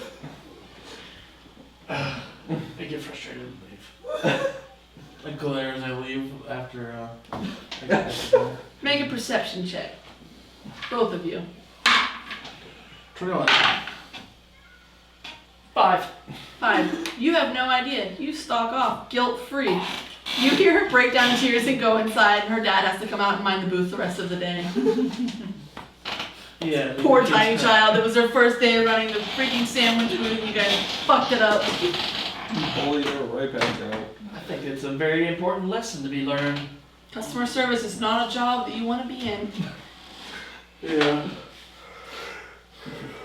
I'll leave my wrap on the way to the Okay. 3 Tree Twigs. You didn't even get a chance to order a wrap because That's alright. Cindy's crying in the back now.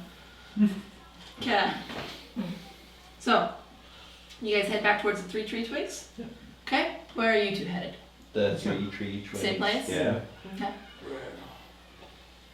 Bread? No. Bread. Got it. So, you guys get in there. It looks like the only patron that's in there at the moment is Fergus, the other dwarf folk who's down at the end of the bar. You're not really sure what time of the day he would be awake because he's been unconscious every time you've seen him. But you come in and it's Marley is up at the bar today and she's wiping down the things and she's dusting the bottles where the shelves where the bottles rest up at the top. And the door opens and she kind of looks over and she's like, "Oh, you're alive! Excellent. Welcome back to the 3 Tree Twigs. Will you need rooms?" So it's late evening. Yeah, we should get rich for today. Yeah, it's probably out in the morning. Between 6 and 7 o'clock at this Yeah. point. Yeah, most likely then. Yes, please. All right, 4 rooms. And meals for the night. Yeah. Give you 3 gold. Give you 3 gold. What's this for? Thank you. I appreciate that. But it's, We killed a dragon. A dragon. What color? Yeah. It was kind of black, I guess. About the same color as Ian's D&D bed. Are Kind of like a mottled gray blue color. you telling people at the Drake head that you took to the dragon's head? What was I that didn't that tell they're them. referring to? Okay. Was it Well, I Drake? guess technically Well- I just told her about it. Was it a drake or a dragon? Because they're very different. It had teeth. Yeah. Well, we definitely didn't Yeah, find there's- They have wings. It didn't use them. Didn't use them, so vestigial wings. Feet. Drake. Good job. There's two. 2 of them. Well, I'm glad you survived. For the So- most part. Next time, don't throw peanut shells on the floor. Those are kind of a pain to clean up. Okay. That's just Excuse me, we've been asking around and everybody says that we should talk to you. I put on my mean face. Apparently you know who the Panini family is. Will you please make an intimidation roll? Petite. Natural one. That's We don't have paninis, we have It's venison. Go the have a seat and I'll bring petite some out. Wait, family. petite? petite. Petite. Akiko, petite. Petite. I've gotta ask, have you been telling everyone all day Panini? Oh yeah, that's the name, right? No. Petiti with T's. Marley just like puts the rag down, walks away Yeah. slowly, goes into the kitchen. She comes back out a few minutes later with some food for you guys. Let's see. I think it was a silver a night last time, or was it 5 silver? I think I understand why you've been having so much issue with this all day. We made our way here. I think we're on the right track. I I can't think it's disagree with 5 silver a night to stay. Okay, so 2 gold. Yeah. I'll just go ahead and cover it. No, I got it. okay. I gotta pause for just a second. Okay, but you guys are there at the end. You want to discuss your findings of the day? Marley comes out and she brings out some food. She's got Marco behind her. He helps carry a couple of the trays. His balance isn't great. He's at that I just hit a growth spurt stage where nothing adds up anymore. So Liberation. he comes over and helps put the food down and goes back out and brings drinks. He brings out just basically 4 cups of water. It's really nice water. It's ice. It's cold. But Marley asks, any drinks, everyone? Strawberry daiquiris? No, it was water. Baileys? Water? I'm good with water. Water. Interesting. Okay, well you just toodaloo if you change your mind. I'll be at the bar. She kind of goes back over to the bar. She thumps Fergus on the back. Does not flinch. Does not move at all. He might be dead. But you guys are there by the hearth on the warm summer's evening discussing your findings of the day. Yeah, so it looks like the only record of the Petiti family is in the North Bay, east towards the mountains. Curiously, there was no mention of a Cariday, but from what the gentleman at the office said, seems like those records aren't necessarily accurate in the first place. Yeah. Also, we need to look out for the rat family. The what? We found today that they might be involved too. What Yeah, are the you rat family. talking about? Do So it's a rival sandwich, people. So because you were asking about paninis all day, someone told you about, do I see remnants of like a rat? How did you finish the thing Yeah, I before we got there? Okay. There's a little bit of sweet onion sauce on her tunic. I don't have a tunic, so it'd be on my boob. Something mildly yellowish with flecks of spice drying on her Chest. cleavage. Whatever you want to call it. Oh boy, indeed.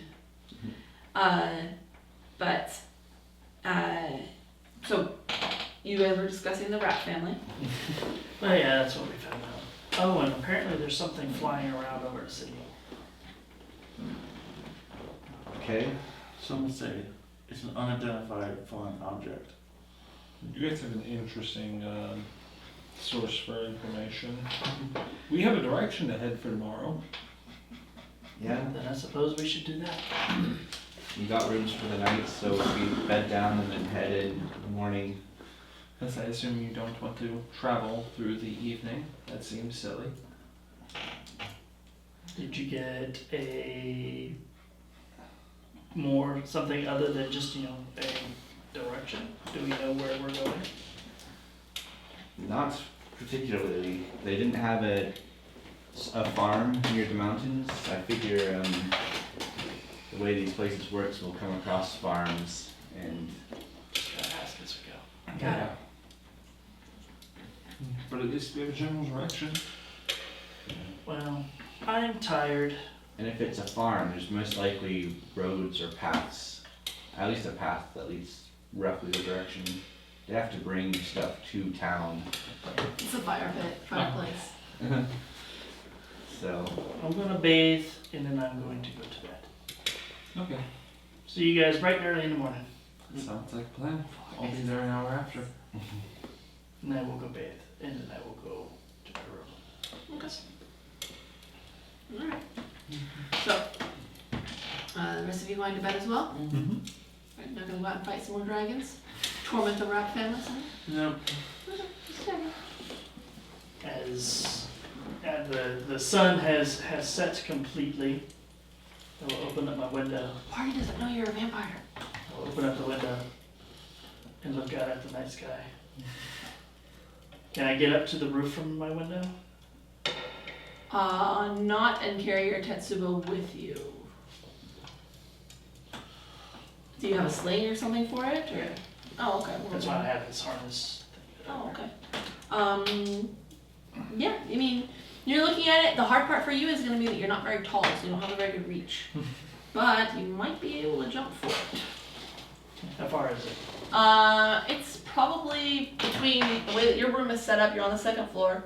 You've got probably 6 more feet of wall up above you, and then there's a lean out awning. So you would have to be able to jump out, grab onto the railing, or the basically the gutter, and swing yourself up from there.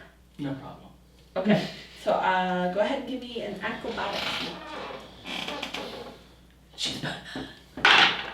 Just trying. 12, but I have the athlete feet. I have a feat that's supposed to let me do all these things. Okay, so you kind of like launch down like a frog, and then you just leap for it. And you grab onto the egg, you do a cute little kick flip, and your little pants go flying through the air, and you land, and you're kind of on your back, but then you like spider crab pose back up into standing, and you feel a little out of form, but you did it. I'm gonna lay on the roof and watch for whatever this flying thing is and I'll fall asleep. It's pretty hard. It's raining fairly heavily out here. So looking up is difficult. But if you get over towards the chimney itself, you'll have something warm to lean against at least. It'll provide you a little bit of cover from the sideways rain at least, and you can watch the night sky. Give me a perception check.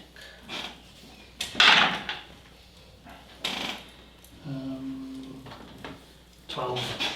So you find the chimney, which is pretty cool, and you don't see anything flying through the night. You kind of watch for a little while as the pale spot in the clouds kind of moves along as the moon makes its way across the sky, but you can't make out the actual outline of the moon. There's too damn many rain clouds in the way. But there it is. I don't see anything flying through. There it goes. Which makes sense, because didn't Chud kill it? No, I was there for that. That thing didn't fly. Alright. Did any of the rest of you do anything? No ninja flips up onto the roof? No, nothing. Just this evening. Ain't nobody got time for that. Get nasty out. Okay.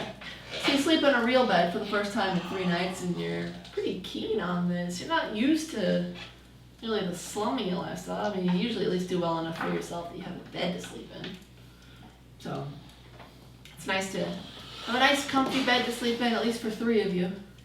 I need you, Akiko, to make a Constitution saving throw for me. 11. 11. Just banish that dice. I am gonna give you a basically exhaustion for the first half of the day. Sleeping out on a roof in the rain is not conducive to a good night's rest. So until 2 o'clock in the afternoon, you will have disadvantage on ability checks and attack rolls. I believe is what it gives you. Ability checks? Okay. But you guys wake in the morning and you make your way downstairs. And you're not sure where Akiko is. Alright, I'll go up to her room and knock. Okay. What time do you come back to your room? Probably about sunrise. Okay. So you would be in there. There's a knock on your door. Open the door. What? I'm soaking wet. Is there a leak in your room or? Yep. Terrible. Okay, are you ready? Sure. Let's go. Okay, you seem a little disappointed. I thought you didn't want to stay in the town any longer. Well, I was expecting to see something last night and it didn't happen. Okay. Just look at you disappointed. The flying thing over the city? What's up? Yeah, we're going through the Yeah? No, there were no flying dragons over the city, unfortunately. Well, usually those things nest somewhere. If there is something flying over, it might actually have a nest in the mountains. Yeah. And we're heading towards the mountains. Farmland is great hunting grounds for dragons. Pretty easy. Hold on. Don't turn that on or you won't be able to hear any of us. Okay, I did turn on that one though when I opened the window, so it'll be. That one's very loud and it will drown out everything. Hopefully we'll at least get across what he's going here. Sorry, it's warm. Yeah, it was a warm We haven't day. had the heaters on in like 2 months either. That was a great idea. I can feel my back again. So, we head out in the morning. Do you guys need to stock up on the supplies or anything before you leave town? Do we know roughly how far it is to the mountains? Like how long travel it's gonna take for us here? Didn't it show us on a map? I don't Or did have she just show us for reference? a ruler. 16, There you go. 24, So that's one day's travel. 32, 40. Yeah, you guys can get 24 Somewhere about miles. 48 miles, so 2 days. 2 days. Okay. I've got enough rations for 10 days on me. Yeah. You got rations? No, I should probably pick some rations up. And I need to pick up a couple more healing potions. Okay. There is a temple in this town. It's a temple to Seraphia, so you should be able to get a hold of those. There's also a temple to Tyric, but the doors are closed. You can try and go in, but the doors are like it's. Tyric's temples aren't as welcoming as Seraphia's temples, which usually have someone nice sweeping out front and taking maintenance of the area and just kind of welcoming people inside. Tyric's temples are more of a evening temple, if you will. Yeah. Okay. But is you can get a hold of some potions easily enough. What else did you say? You needed? Rations? Are you purchasing any potions? No? I have 7. Jeez. I still want your potions. 350 gold worth of potions. It's pretty nice. Don't trip. Okay. But you guys gather up the supplies that you need and you make your way through the mud and the muck to the north. And you basically leave out the north gates of the farm, or of the town. And for a little while, the easiest path is actually to take the road that follows the river. Basically, you're directed to follow the river on the east side, and once you get up towards the north, there's a road that goes in that basically divvies down to the smaller farms. There are smaller roads that break off of it before then, but to get to the area that you're looking to get to, that would be the fastest way to travel. It's the road that's been well maintained. Alright. I appreciate that Chuldaiku is the you are What? here dot. He's holding a flag, so you It know makes it's like the the most flag sense. on the map. Yeah. Thing. It says follow me on it in kanji. Lead the way. Okay, so you guys head north. Along the way, you guys pass lots of farms. This time of year, it's there's a lot of wheat. You pass some farms that have your basic farm vegetables. Like you got potatoes and turnips and carrots and tomato plants. The further north you get, you actually see quite a few more grapes, like almost vineyard-like. But your first day's travel comes to an end, but you don't. There's farms have been spread out further and further apart as you get north here, and you haven't passed a farm in probably an hour, and you don't see one coming up anytime soon either. And so you don't see any lights in the distance. Should start looking for Some shelter. Yeah. This is the main road, and it goes from Minette. Like if you were to follow this road, it basically takes you from Minette. It would go all the way up to Mount Elise, the town that's up there.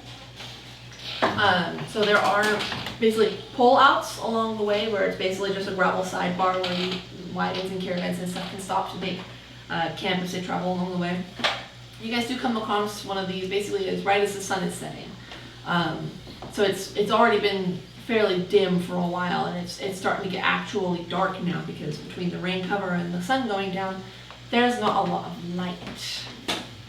But you guys come across one of these, and it's got like basically established fire pits. There's basically 3 set places where you can have fire pits, and there's a stacks of firewood over near the fire pits, but not near enough, of course, to catch. Of course, they're kind of being rained on, but there's like these haphazard tarps thrown over them to try and protect them from the rain. What are you guys gonna do? Well, we can try and make fire under that, because I'd like to be a little warm and dry. We could try and camp under the tarps. I could have a card. Wait, do I have a card? It's scribbled on. I'll find one later.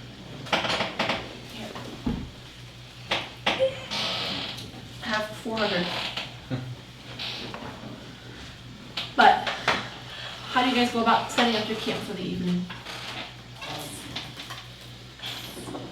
Not really one who's good with being a survivalist, so one of you want to try and make camp? Sure, I'll try to make a fire. Okay. Give me a survival check. If you want, okay, 10. You got the right concept down, but you're having a hard time because of all this freaking rain. Someone want to? Does anyone have a tinderbox or something? Oh, I'm pretty sure I do. I've got one. Yeah. You wanna? Do you want to roll again with advantage, or do you want to make your own roll? I'm old man. I also have a tinderbox. Okay. Well, someone comes over and helps guard the fire, basically the sparks that you're trying to make. Go ahead and give me another roll.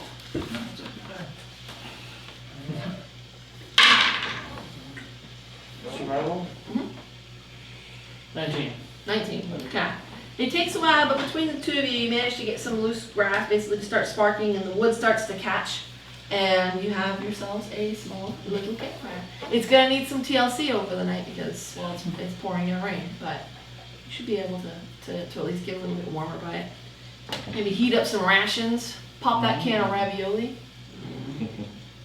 Doesn't sound like a bad plan. So, any discussion before you guys hit the hay? Well, you hit the hay at the farm, this would just be hitting your bedrolls. So we're looking at a whole nother day out just before we get to there, pretty much? Yeah, it'll probably be close to the morning on the 3rd day when we finally are able to actually Of course, the closer we interact with the farm, get, if we find them that quickly. Yeah, exactly. That's what I was gonna say. The closer we get, the more we can ask people and see how close we're getting. We have to be kind of careful Cause if we start asking around for certain people, maybe farmers might send us in the wrong direction if they think that we're up to trouble or something. Just Well, something to keep in mind. The clerk at the records office handed me a scroll case to give to them, so we have Actual business. actual business. What's I can on- pull it out and say, census or government, like on top delivery. of our personal Yeah. business, we have those in too as well. Yep. There you go. Does Akiko play her instrument? Yes. Play some strings for us. Well, for them. And I guess that means you guys will need to make your rolls for watches. Go first. 10. 10? Okay. You don't hear much beyond the crackling of fire and the driving rain. You don't hear any other travelers on the road, which makes sense. You guys stopped seeing people, other travelers, basically about halfway through the day. There just wasn't people going back and forth as much. And give me an insight check. 7. 7. Okay. You kind of think it might be a little weird that you haven't seen other people, but you mark it off as just the farms are far apart. You're a long ways from town. Not a lot of traveling. It's not good weather for it. Who are next? Me. With, 4. 4. Oh yeah. It's raining. You want to get your book out and read it, but it's raining. I will try and most likely fail. You guys try and like jerry-rig something between the waxed tarp that was over Just the trying to wood. hold my book directly under it. There you go. It'll Your be watch passes uncomfortable. without incident. I'd say I was paying attention though. Are you next? Yeah. Okay, give me a roll. 8. 8. You find a relatively dry patch of ground that's near the fire pit. By relatively dry, I mean it's solid and less muddy than the rest of it. You start doing your push-ups, doing some calisthenics to pass the time, but you don't hear anything out of the blue or the gray, black, that sort of stuff. So at this point, it's probably close to 2 in the morning, right? Sure. No. 3-hour watches? I'd be starting at 2. You'd be starting at 2. Okay. Between 2 and 3 in the morning. Okay. And Alright.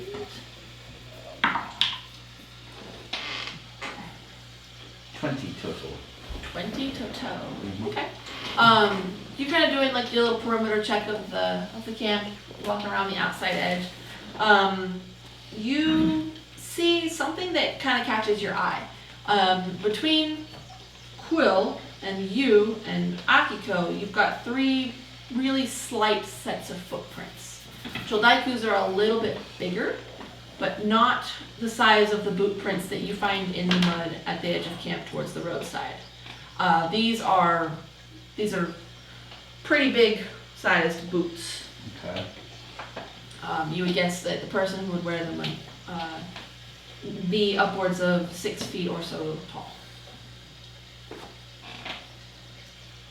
And because of the weather, it looks like they're relatively recent? Relatively fresh. They're deep, which because the person that made the steps was heavy, and they are filling in with water, and you watch as it fills up.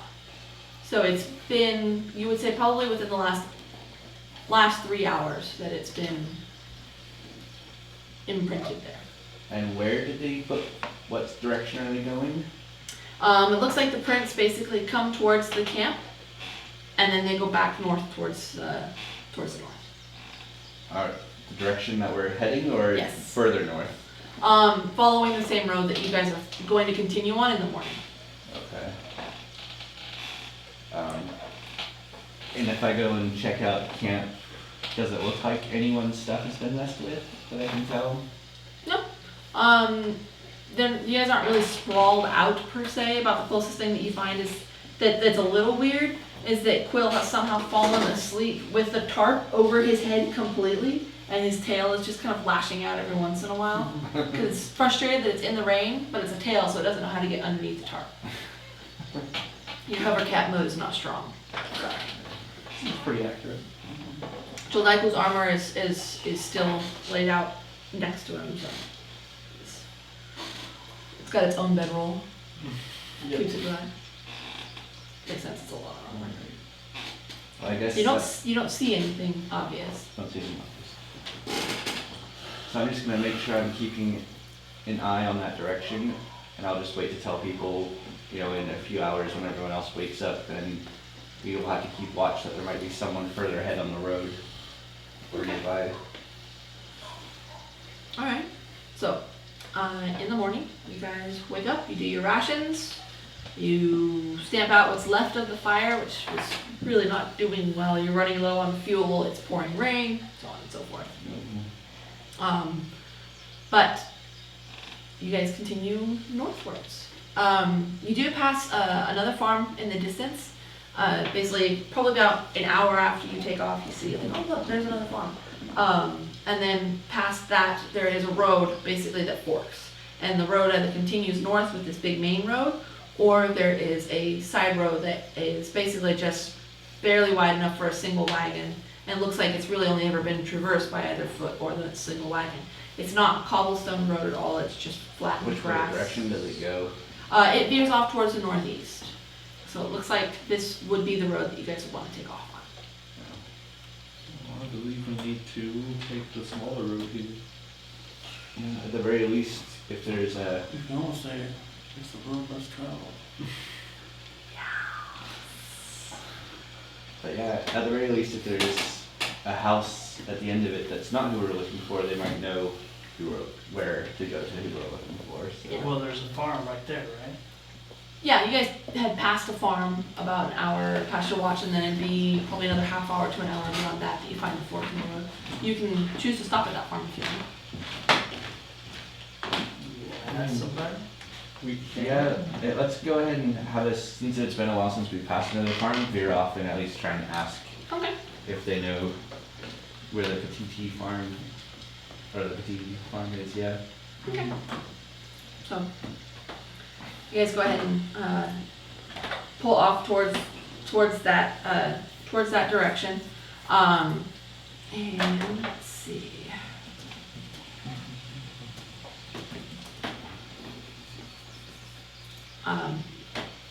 As you guys get closer, you can see that the house is there. There's no lights on in the house at the moment, but that's not entirely unreasonable. I mean, it's daylight. You don't need candles in the middle of the day.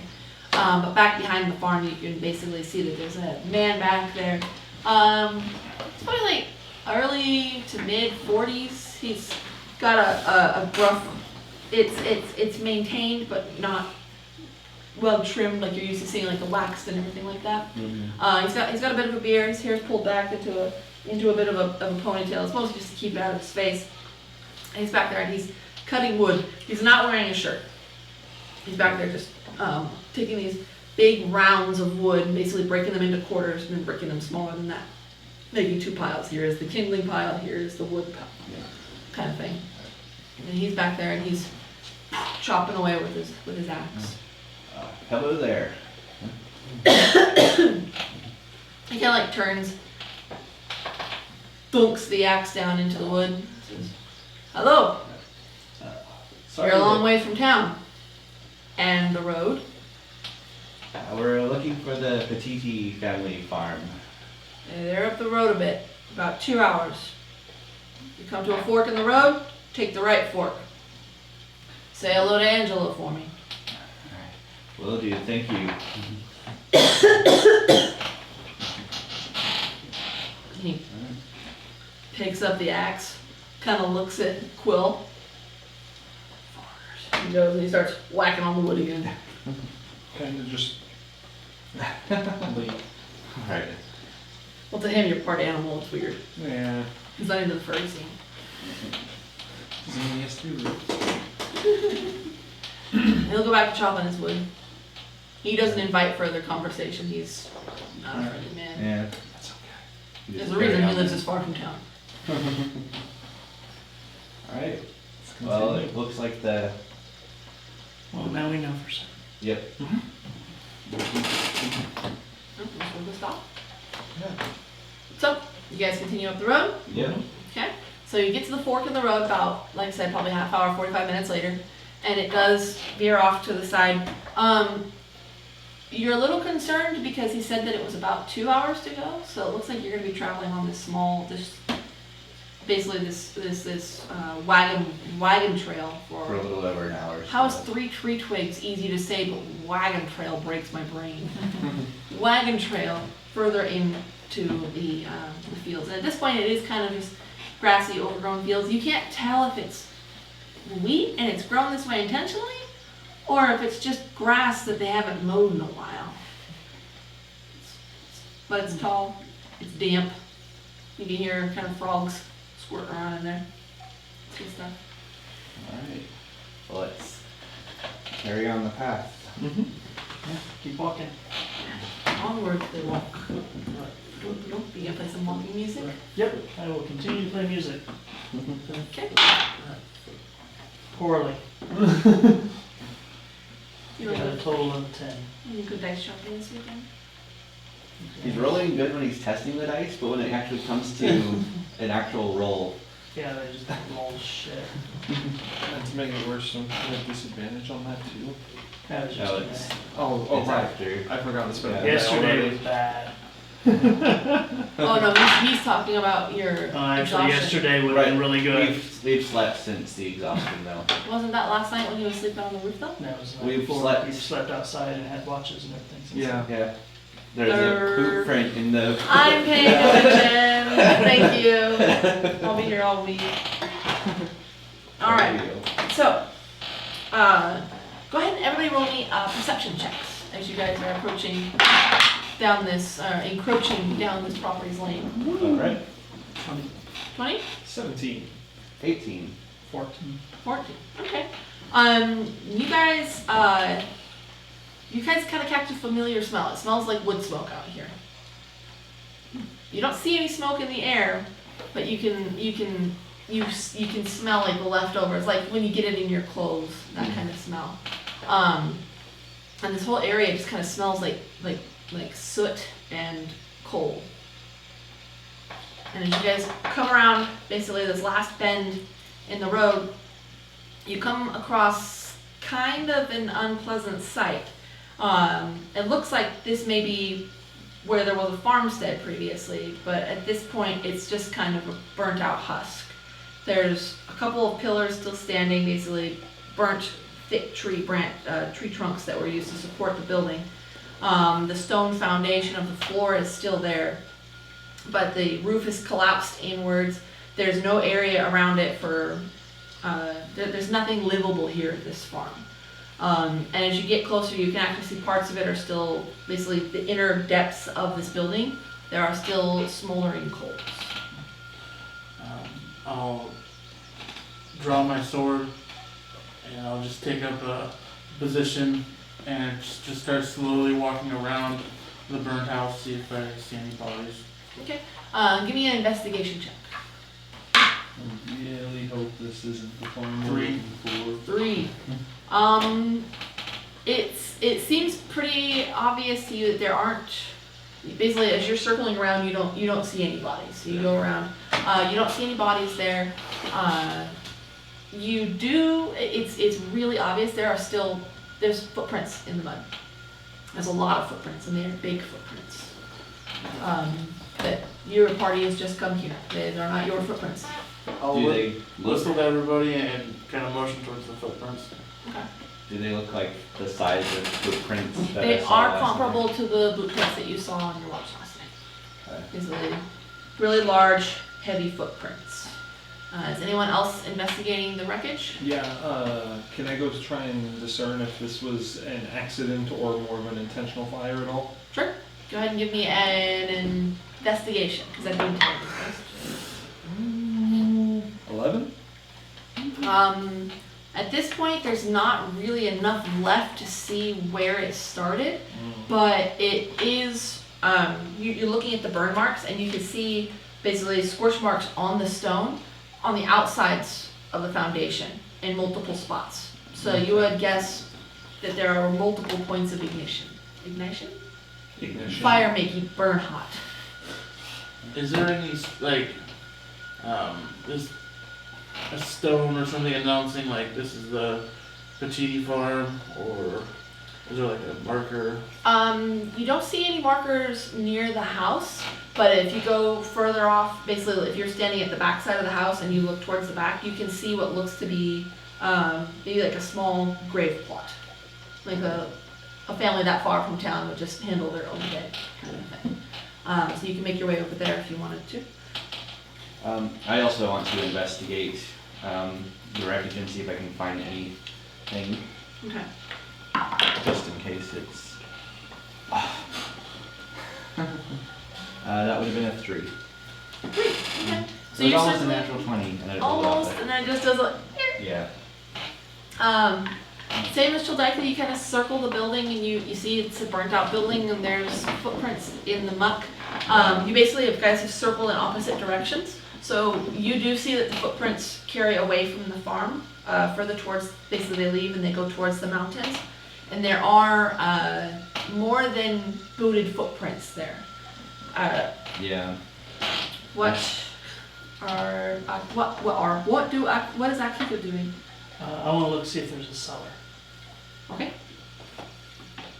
What am I rolling? Probably investigation. Yeah, I think investigation would be So 16. 16. Okay. So you kind of get into the burnt out ruins to kind of look around. You don't find necessarily a cellar. There is a trap door at part of it that's kind of burned away and it's fallen down inside, where it's almost the size of it's about like 4 feet wide by like 2 feet. No, sorry, 4 feet long by like 2 feet wide, about 3 feet deep, and it looks like that was basically their cold storage. So it's not a full cellar / basement, but it just looks like some place where they would store things that needed to stay chilled. What was your roll? 16. 16. As you're making your way through the ruins, you do see a single body in there, and it's the skull is, for one, there's not much left of the skull. It looks like the top half of it has basically been smashed in, and it's blackened and covered in soot. What flesh remains there, it was clearly inside the house, so there was a lot of fire and heat going on there. There isn't really much left to identify it by. It is a full-size person though. I will. Found one body.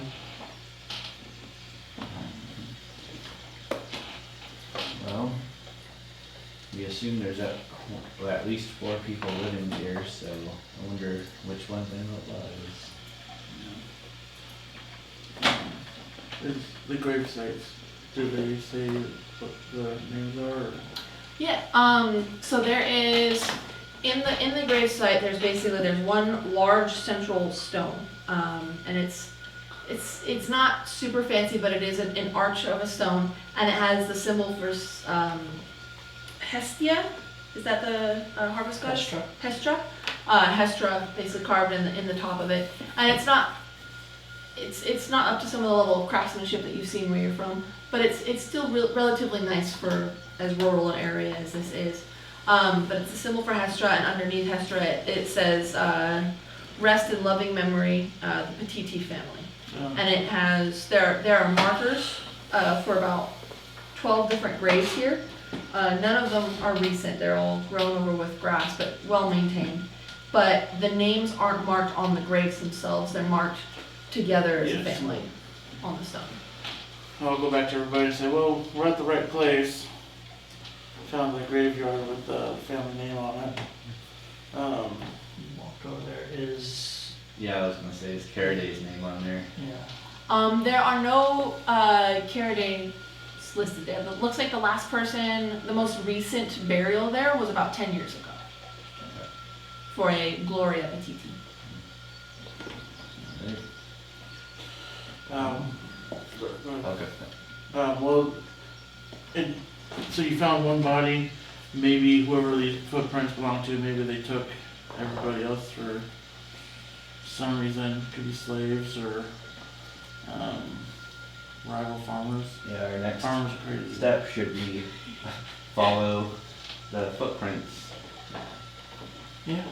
Let's do that. Okay. Who wants to give me a trekking check for that? So survival. Well, let's just. Chuldaiku? Chuldaiku. Tracking. 19. Okay.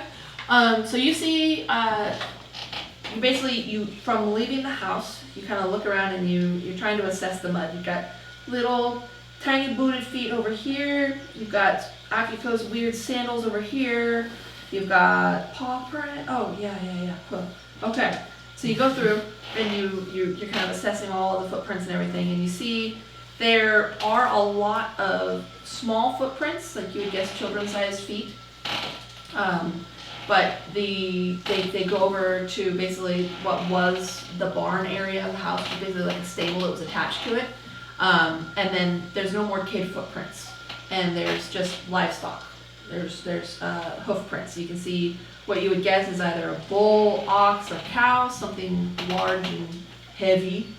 And then it looks like there was a single horse, and maybe a couple of, you're guessing either sheep or goats. They got pretty similar hoofs, it's hard to tell.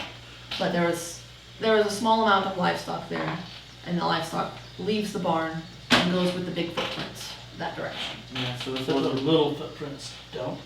The little footprints do not. They stop at the barn. Search the barn.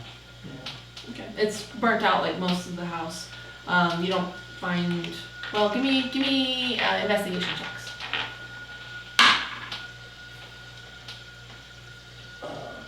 8. Okay. You don't find any children or remnants of children in Probably the all the barn. animals. Did you want to investigate too? Sure. 16. You know, see, that's not bad. We gotta roll it to get the bad rolls out of the way.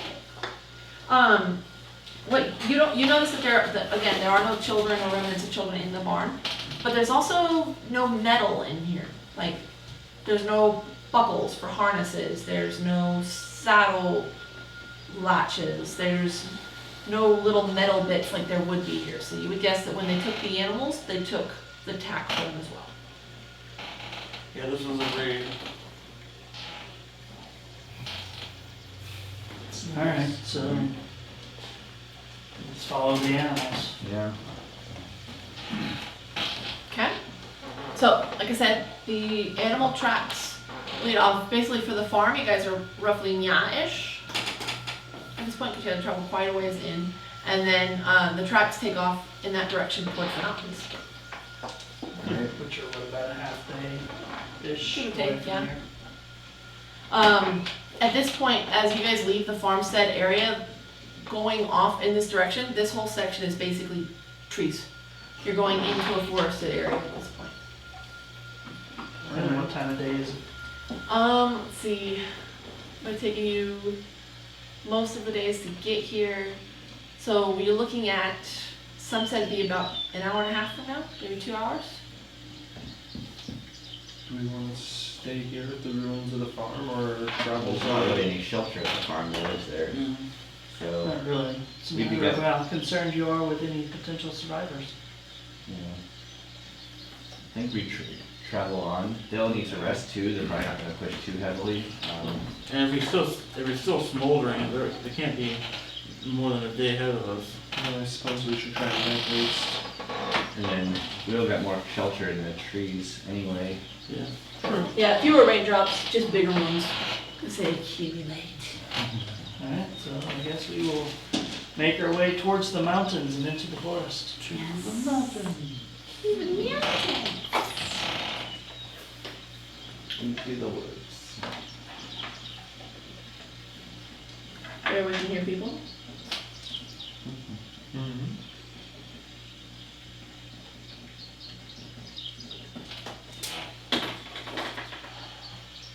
Don't scowl at me. I never did time will come. Okay. Alright. So, who is leading the way? I will. I will have no one know what to use. As an animal, I can lift that. I mean, I am not actually proficient in survival, but I can assist. Okay. Akiko thinks she is. She's got this. Go ahead and roll with advantage for me. 20. 20. Alright. Even though there's no pathway through here, there's a lot of heavy feet and a lot of animals that they're moving. So basically, you would guess that looking at the footprints, basically kind of getting a feel for the pattern of how they're walking and all this stuff, that they did have, they had 2 goats, a bull, cow, ox, and a horse. And that you would say that there's probably, you would guess that there were 6 booted people with them. Is there any chance that I can kind of tell, like, does it look like human feet or like orc or if it was just in the style of boot prints? Like, Not particularly. You can tell that they are larger than average boot prints for sure. yeah. But it's not like, you know, there's safety tread or Nike or things like that. Like they're just And it's not like it's carved out like like toes or anything. Some guy's name's on the bottom of it. game over. Game over. No, you can tell that whatever it is, it's larger than your average person and heavier too because of how deep the prints sink. But you don't know what's making it. You're pretty sure Goliaths don't wear shoes though. Yeah. So. Probably not really big enough for a Goliath, eh? unless these are size like 15s. I said they're big. And then I made like pancake size waffles. Okay. Like square latticed feet. Yes. All right. So you guys continue, and the sun is setting, but you are starting to hear sounds up ahead. So give me perception. I'll just stop and take a look. Ooh. 19? 19. 3. 10. 10. All right. So these two are like, shh, shh, shh. You hear that? And No. through the rain, you start to hear voices, kind of. They're not speaking a language that you recognize, but there's some guttural growling going on, and you can see a little bit of light up ahead. You're guessing it's probably 50 yards from you. Of course, between the trees and everything, you're having a hard time pinpointing the exact direction, but you would guess that it's about 50 yards ahead. Does it sound like they're camped, or are they still moving? Like, can we hear them moving? The fire is stationary, Okay. so you would guess that it's some sort of central bonfire of some sort, because it's fairly large. You two, you can tell the others have heard something, but you're just you can just hear the rain at this point. Okay. What languages do you guys speak? Common, broken Venetian, and okay, Kunai. Okay. Common, Tabaxi, Elvish, Deep Speech, Undercommon, and Draconic. Okay. Just common, celestial, elf, dwarf, Venetian, and draconic. Just Yeah. Akiko? The only one that nobody else here speaks is a giant. Okay. So as you guys are moving forward, how are you doing so? Are you following their tracks still? Are you trying to sneak into the trees? Are you Yeah, I would spreading out? say once we hear Yeah, them, I we want to try- stealth We in. should try and be sneaky about it, yeah. Julie was like, sure. Disadvantage. Disadvantage. Oh, that's good. 7. Okay. 17. I'm sure we got 10. 14. see. So you guys manage to approach the camp. A couple of you do make a little bit of noise, but you're hoping that the sound of the rain is basically kind of covering your presence at this point. And you get up to the edge. You see stuff and things. Whew. John, those orcs look amazing. Thank you for painting them. The scene ahead is you've got basically there's a bonfire here. You've got these two arguing over what looks like might have been a goat at some point, but now it's just charred, skewered flesh. There's a couple of animals tied off over here, and then all of the children and a very pregnant woman are over here, and they're all tied to a stake, but it doesn't look like they're really in any condition to go anywhere anyway. These people are all the orcs are kind of sitting around the fire, gabbing at each other, and these two, their squabbling gets louder and louder. I need you guys to make another set of stealth checks for me. Oh, God. 12. The natural one, the leading with a 6. 6. 24. So you're a ninja. That's not a racial play, you just got the highest total. So you guys are over here in the woods, and there's something. Achoo! You guys sneeze almost in tandem. It's pretty good stuff. You're not sure if it's the bush that you walked into or what, but these two break off from watching these guys yelling and fighting each other and kind of start to creep this way. As from the tent, a rather large and imposing figure steps forth. I grip my Tetsubo. Okay. My eyes go green. Glowy green. Yep. And I call out in a rage, and I will charge towards the first one in the group. And there goes her stealth roll. Look at Initiative! this!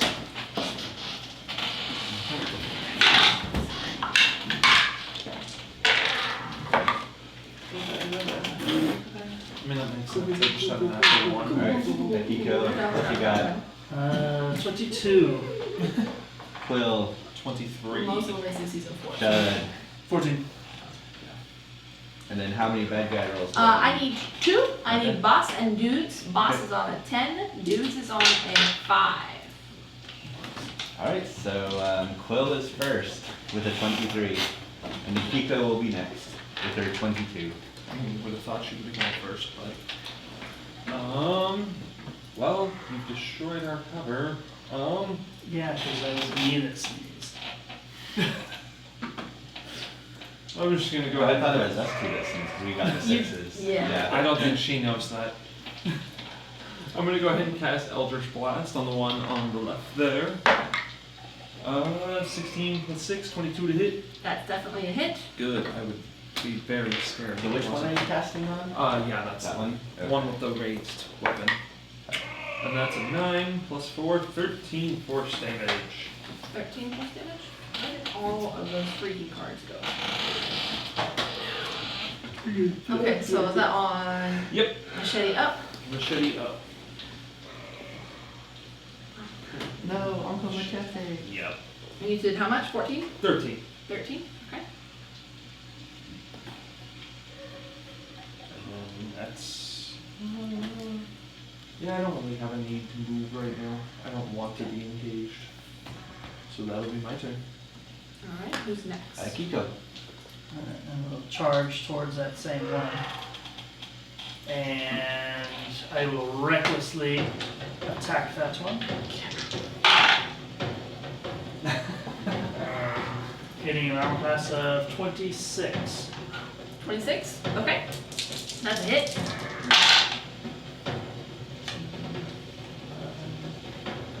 For 19 points of bludgeoning damage. 5 of which is necrotic. It was me. I resisted. Okay. So you run up with your big old Tetsubo, and he's still reeling from the attack with his sparkly purple glitter and kind of pissing him off, and then you come up and just smash him into the ground, and he's no longer angry because he's dead. Turn and snarl at the next one. Make an intimidation check for me. You have to use your strength modifier. Oh, do I? Yeah, you're scary. Okay. So 11. You growl at that orc, and he goes like, Right, Chad, you'll be up next.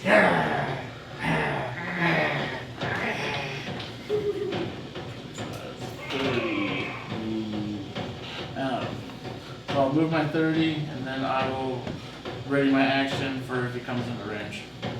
okay.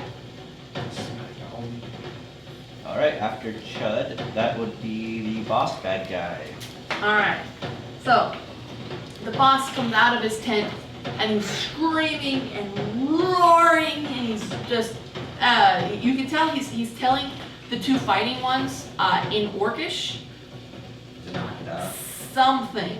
And they all kind of turn and they look at him. So basically the ones that are over there, these guys, well, these three will turn to look at the boss. These two are going to turn and face this direction. But you hear him, he's rambling on, and the only thing that really comes through that the party understands is something about Grot and Mokhtar. That's something that keeps repeating, Mokhtar and Grot. But these two kind of look at each other. The boss raises his axe and looks and threatens them again, and they will start fighting each other. So which one is that? Those It's not their turn. No, but that's his turn is commanding them And they're going back to and fight raging and again? throwing a fit. Okay. So who's next? After that, it is Raphael. So me. I'll just move up here. Now firebolt that one. Okay. The one in front of what's his butt there. 12. 12. That is a miss, unfortunately. Alt tab. Yeah, I won't use anything else good. Okay. Alright. So that brings us to the rest of the orcs. Then they're dragging up the bottom of the initiative. Okay. All right. So this one is gonna move up to Chuldaiku, and he's gonna take an attack. And you can attack as well. So you can since use y'all your are reaction. holding your action. Miss. 9. That is a miss, unfortunately. But in retaliation, he swings at you with his freaking massive axe. You're not sure, this isn't a reasonable axe. You wouldn't use this for wood cutting. This is definitely just for slaughter. And he gets a 24 to hit. Yep. Alright, he will do... That's not so bad. 7 points of slashing damage. As his big axe basically swings it, big long swipe, and it doesn't cleave into you, but just the sharp edge of it just cuts along your chest. And then we have this one is going to move this way, full movement. To me? Yeah, if he can get to you within his movement, he'll do Yeah, that. yeah. The one with the whip Uh-huh. is the one with the whip is gonna turn around, and he is going to start jabbering in Orcish in this really high-pitched voice at the boss. And then he is going to he doesn't move, but he basically turns around, like says something in Orcish. You're guessing he's warning him, and then he turns back and he will cast a Eldritch Blast at Chuldaiku. He's in line of sight.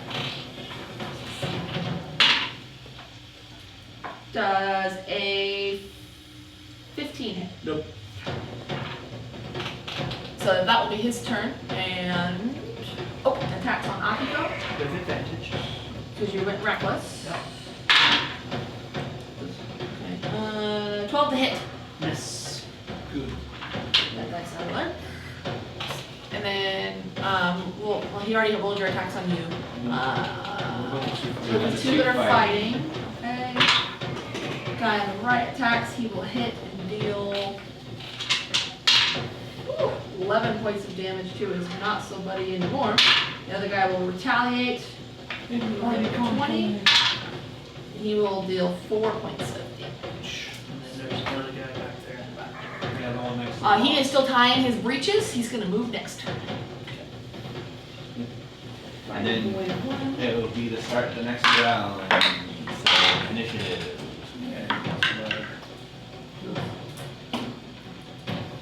All right, Akiko, 9. Quill, 18. Chud, 19. 19. All right. Boss, bad guy. Boss only got an 8. Bad guy's got a 22. Yeah. Well, the bad guy with the 22 are gonna be first.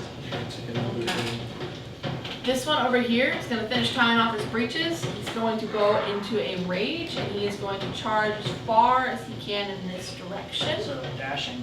Dashing, yep. But if he dashes, he wouldn't be able to actually attack this No. turn. So But you this, could get either here or here. Which one do you want him to go to? Me or Chuldaiku? probably Chuldaiku, just because he's seeing red. You look scarier. He wants to kill you. You go And fast. just that, like frothing at the mouth, or just comes running at you with both hands over his head and actually just roaring at you. It's not a fun sight.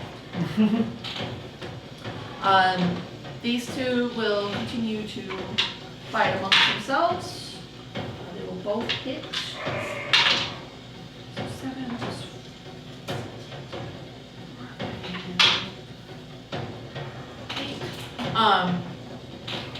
And then on Akiko, advantage still.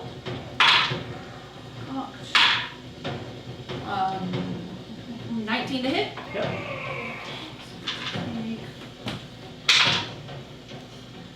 4 points of slashing damage from that one, and then the non-ragey one on you. Yeah. Ooh. Does a 7 hit you? No. Warlocky one? Huh? The Warlock one? Okay. He will circle around the fire a little bit. He is going to get closer towards the family here. He's going to get to about here. And he's gonna look you right in the eyes. He says something to you in Orcish. He just kind of growls at you, and he fires an Eldritch Blast. Okay.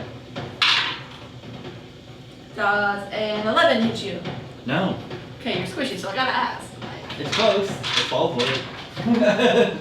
Awesome. All right. So that is That's all of them. yep, all the bad guys. Who's next? Quill. No, sorry, Chud. Yeah, I was like, I think you got Chud one at more. the 19. I'm going to attack the one that's raging. Okay, 20. that's definitely a hit. And then 5 damage. 5 points of damage, half because he's raging, so 2. Yeah.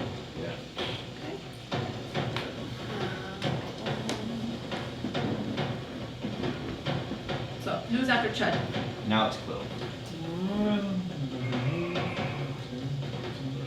20, so it's still back here. Which one of these have you hit more? As The one on the left. Thank you. I was gonna say I haven't really. The Barbarian raging one. Fair enough. All right, so I guess we're gonna go for the big one with the axe over his head. Another Eldritch Blast, which is 21 to hit, Definitely a hit. and another 13 points of force damage. Which, unless he's a certain he's kind of a bear. barbarian, he does not get that. Yeah. So you said another 13 points of damage. Are you adding that to Luke's damage, Oh, no, or did 'cause you I- hit last turn? That was just the same roll that I had last. That's what I meant by that. But I rolled 13. I don't know how much I got previous. Yeah. You did 13 damage Yeah. to Rage Boy. Got it. Yep. So, and he takes all of that. That's what you were talking about. Yes. Sorry, I was confused. I was like processing. Okay.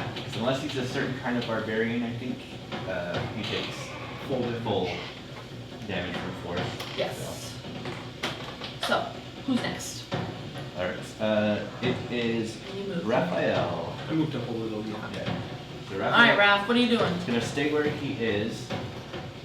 I think the Barbarian looks more dangerous, so I'm going to firebolt the Barbarian. The Barbarian appreciates that you think he looks dangerous. 11. 11 does not hit, unfortunately. Yeah. Alright, that brings us to Akiko.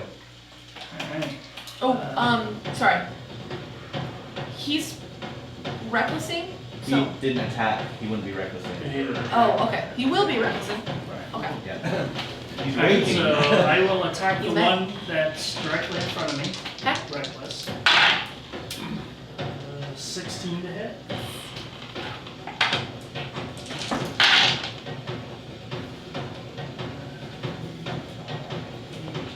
For 16 points of damage. 3 of it would be necrotic.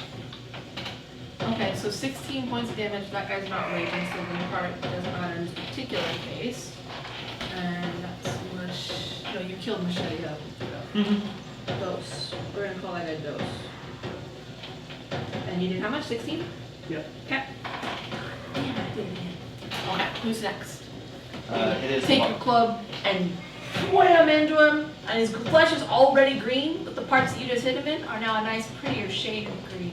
And he screams in pain. It's the boss next. The boss goes over to the fighty boys, basically grabs both of them by their heads and shoves them towards the battle. He starts yelling at them in Orcish again. And those two will advance their movement this direction.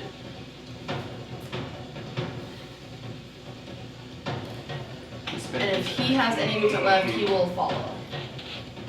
I think he's probably out of Okay. it, 3, right? 4, 5. So one more. There you go. And he reaches behind his back and he just pulls off this massive fucking axe. Like it's probably 3 feet wide at the widest points. And it's a double-headed axe and it's gross. Like it's a trophy axe. He's got little bits of everything he's killed attached to the hilt of his axe. The haft. Who is after Big It's Bad? initiative after that. Okay.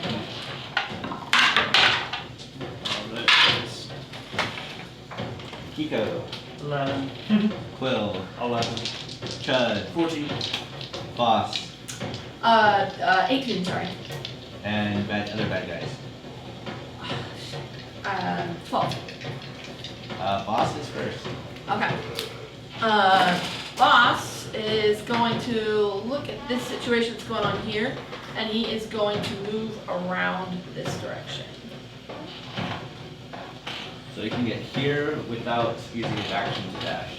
So he will move that far, and then he will basically, with one hand, he kind of drops the axe to the side. He doesn't let go of it, but he drops to the side, and he reaches down to his hip, and he grabs a hand axe, and he chucks the hand axe over at the spellcaster.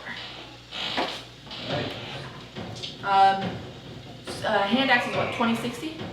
Or 2040 for range? Okay. For it. Otherwise, it's just kind of really So, sad. disadvantage because you're out of near range, basically. Let's see, 14 to hit? That hits. I will shield. Yeah, 2060. So, he plops the axe to the side, pulls out a hand axe, and chucks it at you, and it's coming right at your face, but you just managed to, and it bungs off and goes off into the woods, crashing to the ground and the branches farther behind you. He doesn't like that, and he stands underneath the cover of that tree, and he just roars at you. And this massive helmet has the 4 tusks that come out of it like that. It's got to weigh probably 40 pounds by itself, but this guy wears it like it's tin foil. Oh. Who is after Big Bad? After Big Bad, it is Chud. Okay. Get him, Chud. I will attempt to attack the Barbarian. Natural 1, so 7. He hasn't had a chance to attack yet, so that is a miss. Yeah. I mean, it would normally be a miss, but you wouldn't get it yet. Alright, so after Chud, it is Raphael. Raphael does not want any part of that, so he is going to move this Oh, way. hell no. What up, Quill? Basically. Going to try and get another firebolt on the Barbarian. Okay. It is hot as balls in here. But better. 17 to hit. Okay. On the Barbarian, that's a hit. Okay. 1 point of fire damage. Oh, it burns him though! Alright. Alright. He takes full damage from the Yeah. fire damage. It's a consolation. But I think having still does a minimum of 1, right? Yeah, So even but if. he would still be. Yeah. It's the orcs, the rest of the bad. Bad the guys. orcs. Got it. Bad the orcs. Alright, so, I'm gonna do the Barbarian first. And he's going to recklessly attack at Chuldaiku. 17 to hit. Yep. One hit. And do 12 points of slashing damage as he brings that axe down and basically just tears this massive gash on your right arm. And the guy on the other side will take advantage of his hit and he will attack. He gets a natural 20. Why? He's like this. Let's see, what weapon does he have? So you will take 8 points of slashing damage as he basically comes at you and slashes at you with his weapon. Your red armor is now redder than it was. And he will take 8 points of. Ooh, good. And it's fire damage, so it's not halved by his resistance. Well, it's the other. It wasn't the Barbarian. It was the other orc that just did the crit. Well, it's up to. Oh, yeah. It hits everybody in his Oh, melee range okay, though. So okay. they'll both of them will take 8 points of Okay. fire damage. Got it. Yeah, it's a pretty good effect. That guy hasn't been hit yet, has he? No. No. He is now. He is now. I thought he had. No, that's No, right. he You, doesn't. yeah. For some reason, I forgot which Now. one of the first 2 that Quill hit with his first Eldritch He's Blast. taking 8 points of fire damage. That's And the that- That was the one that you killed. Yeah. So, on Akiko, you reckless, yes? Yep. Ooh, these guys like to hit people. 23 to hit. Hit. For 7 points of slashing damage as his machete rakes across your front. He actually swings at you with both, but he only actually manages to hit with one. Okay. What about these other 2? Yeah, so we've got 2 here that aren't engaged with anyone yet. This one looks over at the boss and skirts around this way, so they will both basically skirt the edges of the fight and go towards those guys. Well, you Still do. gonna pass through my threat range. Okay, you can take an no, attack of Just opportunity. this one right Oh, here. yeah. Yeah, because they're both gonna do that. So both of the guys that were fighting you before will circle around towards the back end of the party. First guy.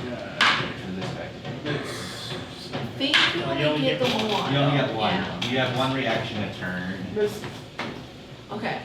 Yeah, because they don't want to be anywhere near the boss when he decides to fight shit. And then Because his so- armor is not a reaction, right? Or is it? No, No. it's just a magical effect of the armor. Okay, so orc with a hand axe on you. Really? Wait, nope, I'm pointing at the wrong person. You. He will fumble. So he doesn't Okay. manage to lose his grip, but he does slip in the mud a little bit and swings wide. Machete up is going to swing at Tabaxi. You will hit an armor class of 19 Ooh, yeah. for 9 points of slashing damage. The Warlock is going to go over and he's basically going to take cover behind this tree right here. Okay. Like just complete cover, so he can't see anything, or do you want him to be kind of out of it? He's going to be basically in that square that he was at, and he's going to fire a shot at Akiko. Okay. Is it only melee that gets reckless advantage? Is everything? Okay, 17 to hit. Yep. And these eldritch bolts. D10 force damage. 10 points. Do you have? Okay. Everything but psychic. That's pretty cool. Nice. Alright. So at this point, point, it's just sounds of the orcs growling at you guys, and then the big guy ominously moving closer. But you don't. They're not conversing in any way, shape, or form. They're just here to kick some ass. Who's next? It is Quill and Akiko simultaneously, and they both have +3. So you can go ahead and go first. I'm going to reckless the one in front of me still. 21 to hit. That's a hit. Nice. 21 points of total damage. Boom. You club him in the center, and he just collapses. There's a brief whimpering sound, and then darkness forever. And This is dead. I am going to really want to move over there.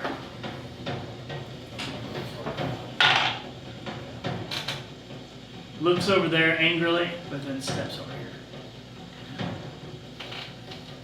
Rage on rage, green on green. Who's gonna come out alive? Alright, Quill. Seeing that these two have engaged on us, I'm gonna tell Raphael, back up, I'll see what I can do, and cast armor bag at this, because I know this is about to hurt. And that's gonna be that.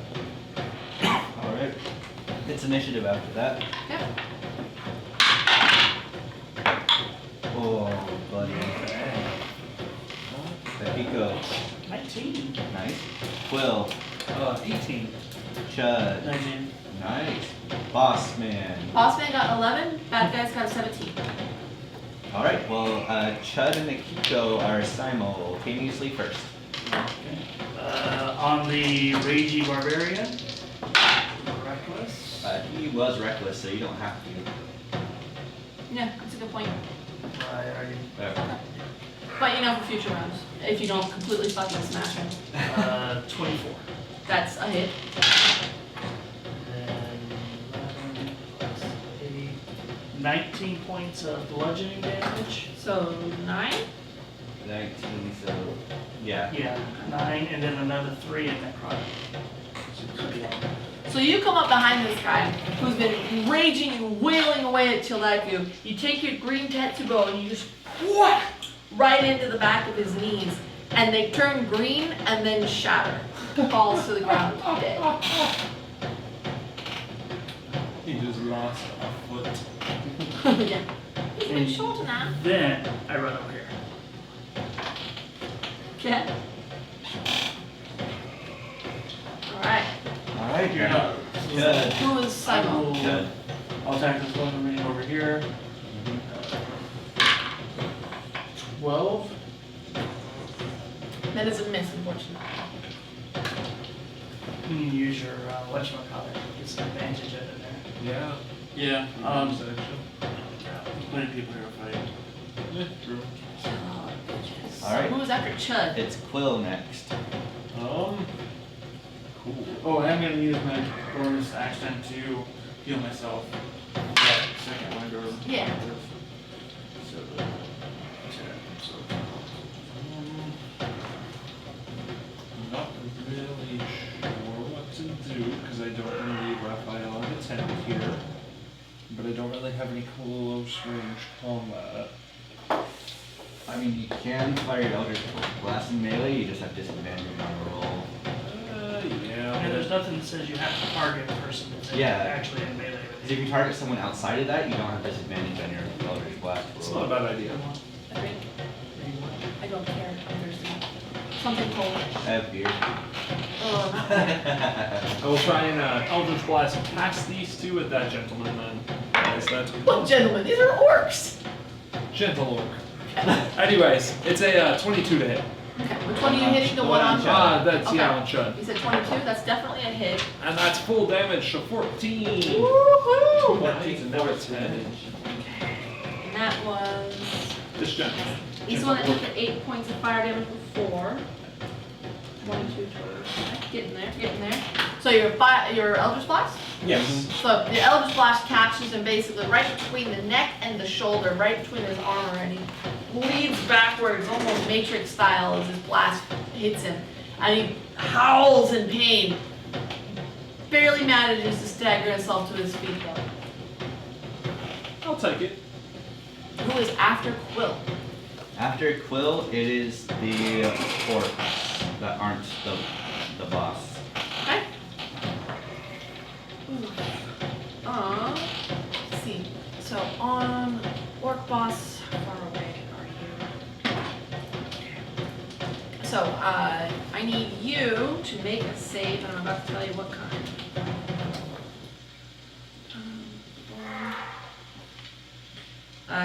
Dexterity saving throw. Is the source within my visual range? Yeah, it's the one that was firing at you last turn is casting a spell. Which last? Yes. Dexterity, that's a 22. Okay, plenty. Okay, so you make your saving throw. So for just a brief moment, Akiko is completely outlined in green lights that kind of look like little fireflies singing around her. But she flexes, shakes it off, and the bugs disperse, and the spellcaster just starts cursing over there. And then we have on Chuldaiku.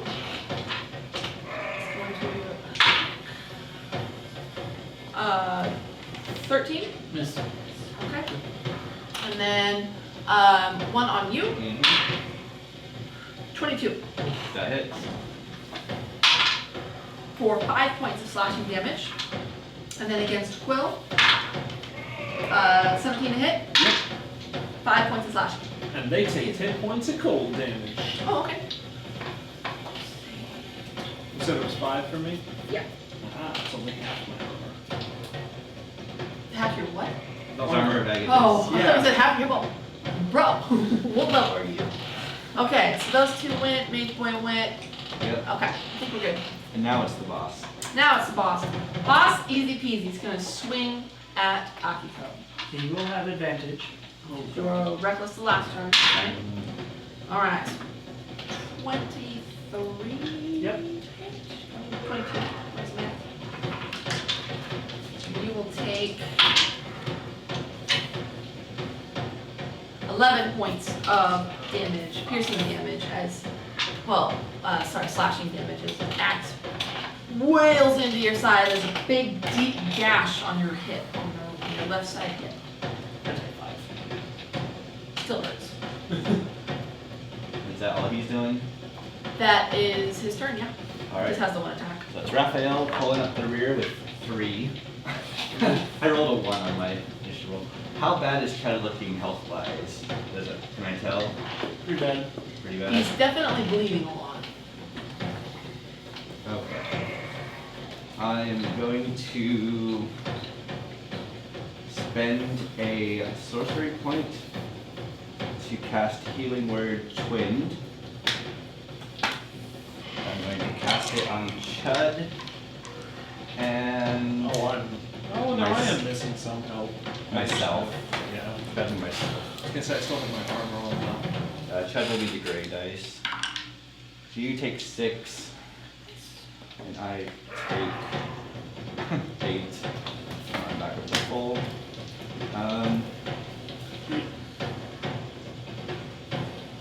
was only a bonus action, right? Because it was the only word. Yeah, Healing Word's bonus action, so I could still cast a cantrip. Yeah. Still firebolt something if you wanted. Firebolt, Shocking Grasp, You can bolt if you or want. Word of Radiance. You can jar these orcs behind. Word of Radiance would get I'm gonna do Word of Radiance. Both the orcs in melee with me have to make a Constitution saving throw. 14. Okay. So, well, let me look. Alright, so 8 and nice, easy peasy. 8. I rolled the same number for both of them. Alright, so they both take 4 points of radiant damage. AoE. Low level AoE. Yeah. It's better than nothing. And then it's initiative after that. Okay.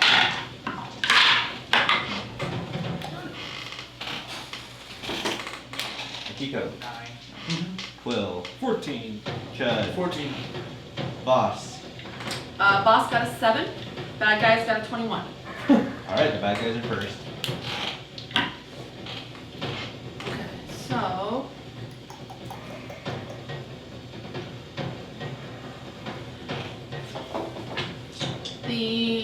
boys over here, these 2 orcs, are, one turns to the other, Axe basically turns to the other guy, and he says something to him in orc, and the other one says something to him back real fast, and simultaneously they will each attempt to grapple you two. So, gonna do, you keep fucking messing up your miniatures. You are being grappled. Okay. 12. Athletics. That's my armor class. It's It's grapple, it's a athletics. post. It is an opponent. He wants to struggle snuggle you. You have to either consent or not. Snuggle. Can I use acrobatics? Yes. Yes. Alright, I will You can wiggle acrobatics. out of it. 21. Very nice. So he goes to to grab at you, and can't. You too fucking wiggly. The other one on you, ooh, much better. 24. Oh yeah. All right. So he will pick you up. Yours will pick you up, and shoves you off to the side. So you are shoved Oh. 10 feet this direction, and then both of them will move their full 6 this direction. You will get an attack of opportunity because this is a different turn than you used shield, so Right. you have a reaction again. Yeah, I'm trying to see if I want to save it for shield, but I will try it. And I'll just try and hit him with my staff. I don't have a. Okay, pop with your Much. stick. Are they fleeing? 6 to hit? Yes. Nah, buddy, sorry. Are they fleeing? We don't They know. are not staying to fight. Okay. We don't know. I was just rudely manhandled, so I was genuinely curious why they took that off. You know, like what? All right, so we still have one more on Chud. Oh, sorry. On Chud. Ooh, natural 1, so 6. Miss. And then the Warlock. The Warlock.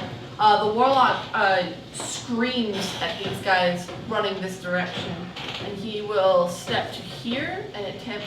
Well, actually, no, he couldn't draw a line of sight there, could he? To the 2 orcs? No. You probably can't even see them from behind the tree, honestly. Okay. So yeah, then he will stay where he's at, and he will fire an Eldritch Blast at Akiko. Are you still reckless?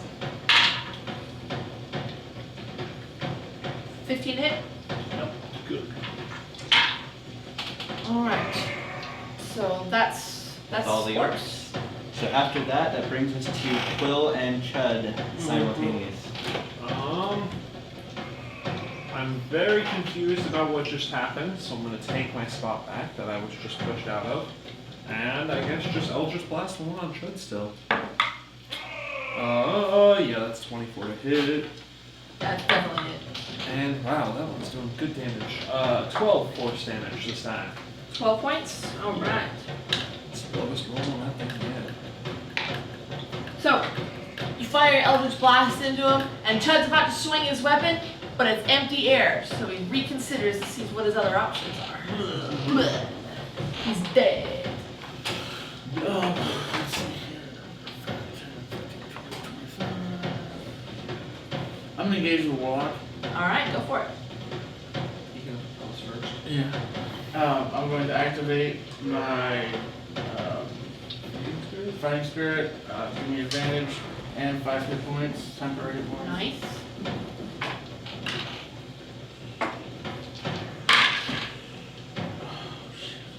Oh, 13? Yeah, that's a hit. He's a warlock. He's squeaky. For 8 points, nope, sorry, 6 points of damage. Bringing him up to 19. He's already been blasted. Cat, who is after Chud? It Come is- up with your big. What have you got? You got the big sword, right? Katana. You come up and you take a moment, you get your piece, slash, slash, you cut it in. I am going to recklessly bash this guy directly in front of me. Cat, get him. Go get him, 25. Tiger. That's a hit.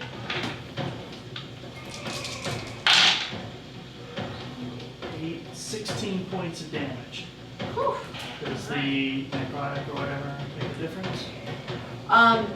It appears to affect him as much as it has affected everyone else. No, I'll hold on to. There's a brief moment where he pauses, kind of looks down at his leg where you just whammed into him with his weapon and is kind of crackling over with the jade. And then he flexes and basically the jade just pops off and there's this wound left behind, but he just kind of whips the horns around and looks at you. And it's actually the boss's turn, so. Excellent. So he's gonna swing his axe at you. Ooh, that's a 7. Is that with his advantage? Oh. Ooh, 15. Nice. And then he will also take his head and just kind of swing his head at you making a horn attack. His tusks. Also at disadvantage. Ooh, that one's much better. That's a 12. Yeah. So he swings and rakes at you. I rolled a 3 and a 5. I mean, there's not much I can do about it. But he misses. But you kind of like, even in your rage, you take a second and you're like, ooh, those are sharp. And then go to swing again. Alright, so that brings us to Raphael.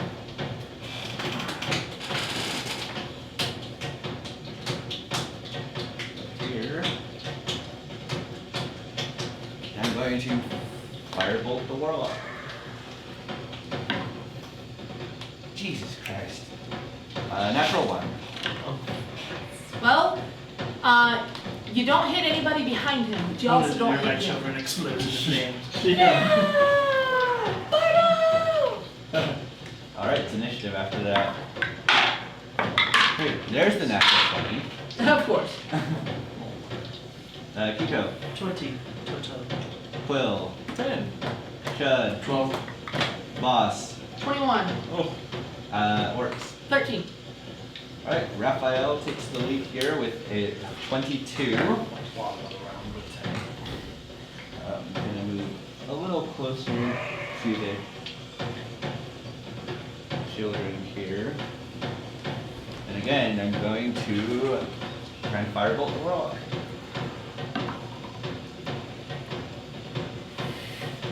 Natural 1 again. Oh, honey. Oh, why don't you roll a perception check while you're over there? Okay. 3.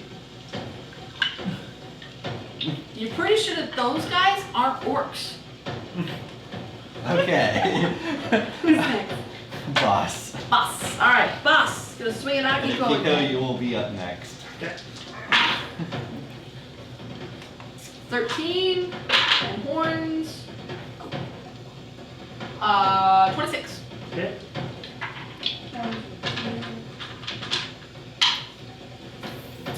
5 points of piercing damage from the horns. And he basically thrusts his head at you like a headbutt and drives one of the points into your shoulder blade.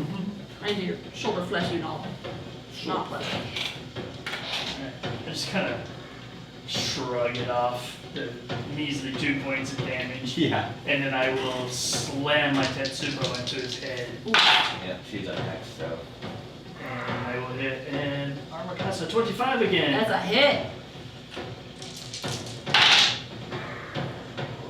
4, 7, 12, 20 total points of damage. I appreciate you making it an even number for me in math. So he's drooling and he's coming at you with these sharp tusks and you bring your Tetsuo up and you go whack right in the head. You actually snap one of the tusks off. And he's a little dazed. He's gonna be at disadvantage next turn because you just knocked him for a spell. It's the orcs. Orcs.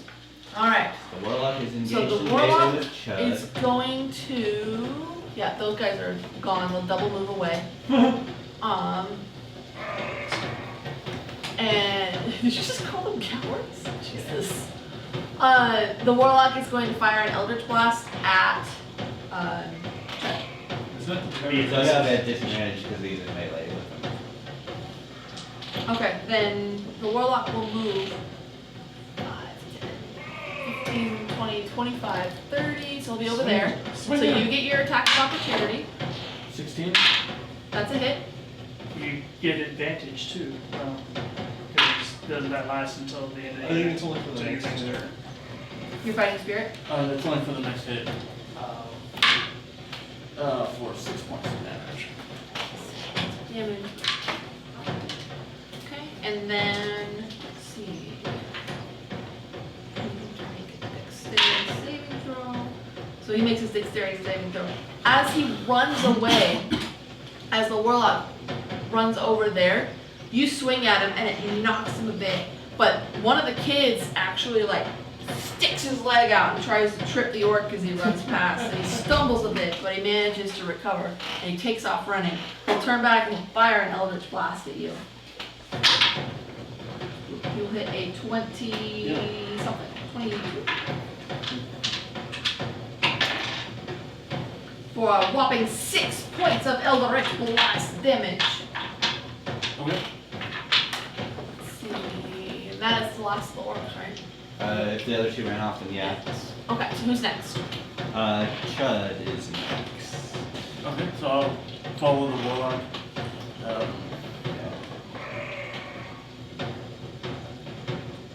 attempt to swing for 19. That's a hit. 6 damage. 6 points of damage. And So then you, my bonus action, is he still alive? he is not. He's going. Oh. He is on his way down. Okay. You come up behind him and you go for the full side attack like this. You go right up through his middle, just completely slice him.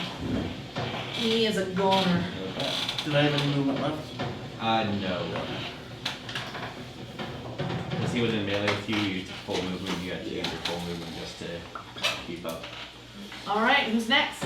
Well, He's down, right? yes, he's gone now. I was just waiting for you to take the picture before removing the meeting. Alright, so from where I'm at, seeing what's going on, I'm gonna try and line a shot up at the boss and Akiko. Obviously I'm gonna struggle, so I'm gonna use my cape, misty step around this tree here. There you go. Be a Bam, little bam. lazy, focus on my shot, and then I'll release it. Okay. Next. And that's gonna be a 19 to hit. That's a hit. And this one's gonna be 8 points force damage. Alright, so you blast into him with your damage and he kind of like whips his head, kind of looks in your direction, and then he looks in the other direction and you realize he can't actually see which way the bolt came from, he's just trying to figure it out. Well, it'll be initiative after that.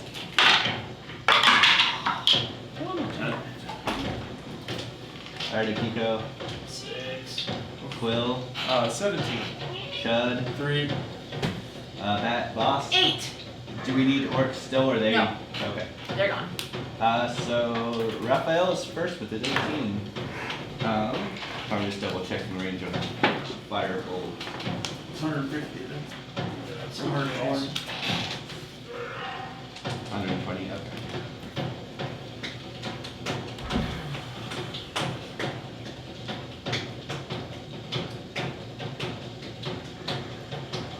Alright, I'm gonna Firebolt the boss orc in the back. Okay. Hey, 23 to hit. That's definitely a hit. 7 points of fire damage. That's what he does. This blast gets him in the back. And then it's Quill next. I'm perfectly fine where I'm at. Another Eldritch Blast. 20 to hit. That's a hit. And, ooh, full damage. 14 more. 6. So, you're standing next to the fire. No. You're not standing next to the fire. No, That's I not was your nowhere near the miniature. So last turn you bam around. This time you just turn to the side and you go Actually, yeah. blast him, and he topples over backwards. Eldritch Blitz. Eldritch Blaze. He is down. Alright. Boom. Who's next? If we're still in initiative order, that would actually be the boss next. If he's down, then Akiko. He is down now. Okay. Then I will step forward, and while still raging, I'll step on his chest, reach down with one hand and grab the helmet, Yeah. and rip it off. All right. Give me a strength check. Nice. Athletics. Here comes the spine. Ooh. So that is a 26. 26. 26. So you grab the front and you grab it by one of the tusks that's still attached, not the one that's broken off, and you rip it off. And you're pretty sure you're gonna see his face when you look down, but there's just kind of this bloody stump, and there's a thunk as his head falls out of the helmet to your side. He's decapitated. Mortal Kombat fatality style. Decapitated. And then it would be Chud next, but We're all done with initiative. finish Good it. job, guys. So, you've got a decapitated orc over here. You've got a whip-wielding dead guy over here. A couple of dead orcs on this side. Footprints leading off into the night, heading off this way. Raphael wants to go to the people Okay? first. So, the 4 children are relatively unharmed. Looks like a couple of them have burns. There's little cuts and welts on them. It looks like the orc with the whip was enjoying tormenting them with whip cracks. The lady in the back is fairly heavily bruised around her face and her arms, and she is bigly pregnant. You would guess you're not an expert in this kind of thing, but you would guess that the baby is due probably any day now. Okay. I'm gonna call everyone close. Make sure, and I'm gonna sit down and I'm gonna like cast prayer of healing. Okay. But I want everyone, all of us, Right. close. You guys untie the. Yeah, it's And gonna take me untie 10 them, minutes gag to them? start this, so like while I'm working on this, they can Okay. like manage the other people. What do you do with the helmet? I keep it for right now, anyway. Okay. I look for the tusk that got broke off. Okay. It's basically it's in the mud, mixed among the roots of this tree. I'll pick it up and be like, just kind of stick the tusk in a pocket. There's quite a bit of blood on the helmet. You'll have to rinse that out. Chud, what are you doing? I'm going to take 3 of the orc heads, throw them in the fire. Okay. And then walk over towards the children and start untying them. After I cut the heads off though. Cool. Got the children. Yeah. I mean, that's like what, 50 XP each for the kids? Well, 10 there's a times lot of negative after effects. The children kind of watch horrified as you cut off these orcs' heads and toss them in the fire. And the mom like tries to like turn their heads and cover their gaze, but she's tied up still. There's not much she can do. But you said go over and untie them. And as soon as they're all untied, the kids are all still clinging to mom, and one of them is actually trying to hide inside her skirt, but it's not working very well. And when you pull the thing off, she says, "Thank you. Wow, how did you find us?" Well, these guys weren't hard to track. And I think we were actually looking for you anyways. Why were you looking? No, we don't get visitors very often. What's your name? Marina. That's not who we're looking for, is it?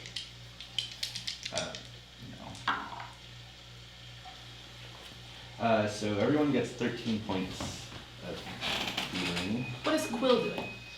I want to investigate the body of the Warlock, probably take his whip and see if he's got anything warlocky that I might find. Patting down his body and stuff, you find some totems, you would guess.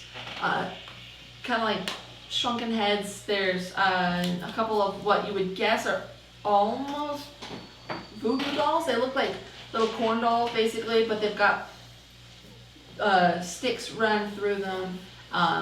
They're marked with what you're guessing is Orcish, because it's not a language that you recognize. And you get the feeling that this is this person may be drawing their power from a dark entity, but it's not your dark entity. Okay. They are a cat of a different color, if you would. I will take his whip though. Yeah. There are 3 bottles on his person. They look basically like they might be potions. Do they look like poison at all? One of them is green. One of them is kind of a tarry black color, and the other one is a swirly red mixture. Definitely won't immediately drink them, but I will take them. Okay.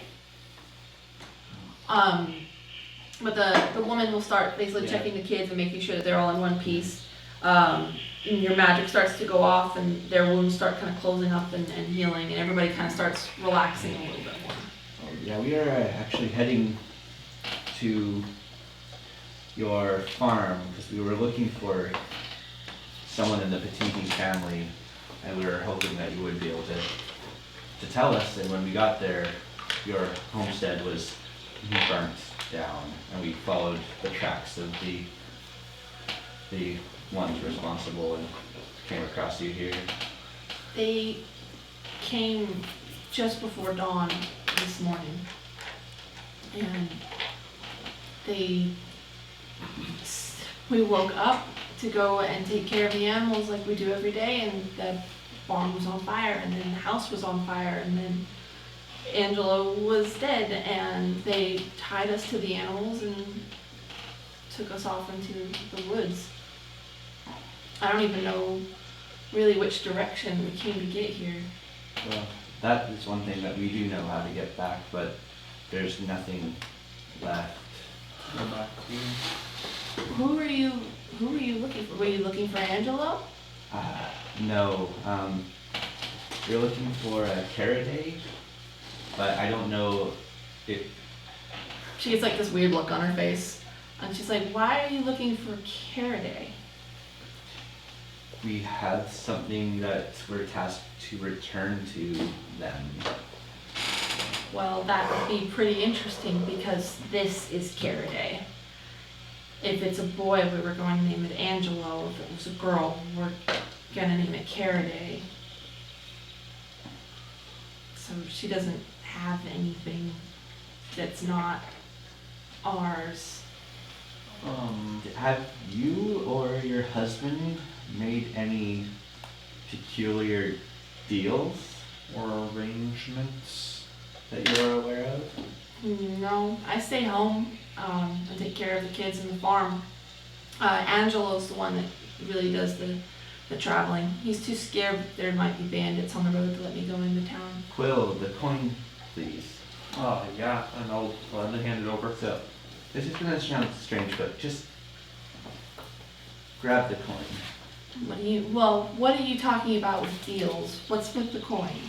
Have you noticed anything around the farm that anything sort of like a boon that's happened recently, where something maybe like you got extremely lucky finding something, or something very positive has happened that normally wouldn't happen? Maybe a sudden change in fortune. Kind of, I guess. Our well went dry this last winter, and it didn't come back in the spring, and we were not. She tries to make sure the children are sitting down and behaving. She says we weren't sure that we were going to be able to keep the farm if we didn't have the well to water it. And the well came back full, fresh water. And then Well, you about were a very 2 lucky. Akiko just takes the coin, grabs her wrist, pops the coin into her hand. Sorry, she's very aggressive, very but she straightforward. means well. I do believe that this belongs to you. Make a grapple check. 22. Yeah, okay.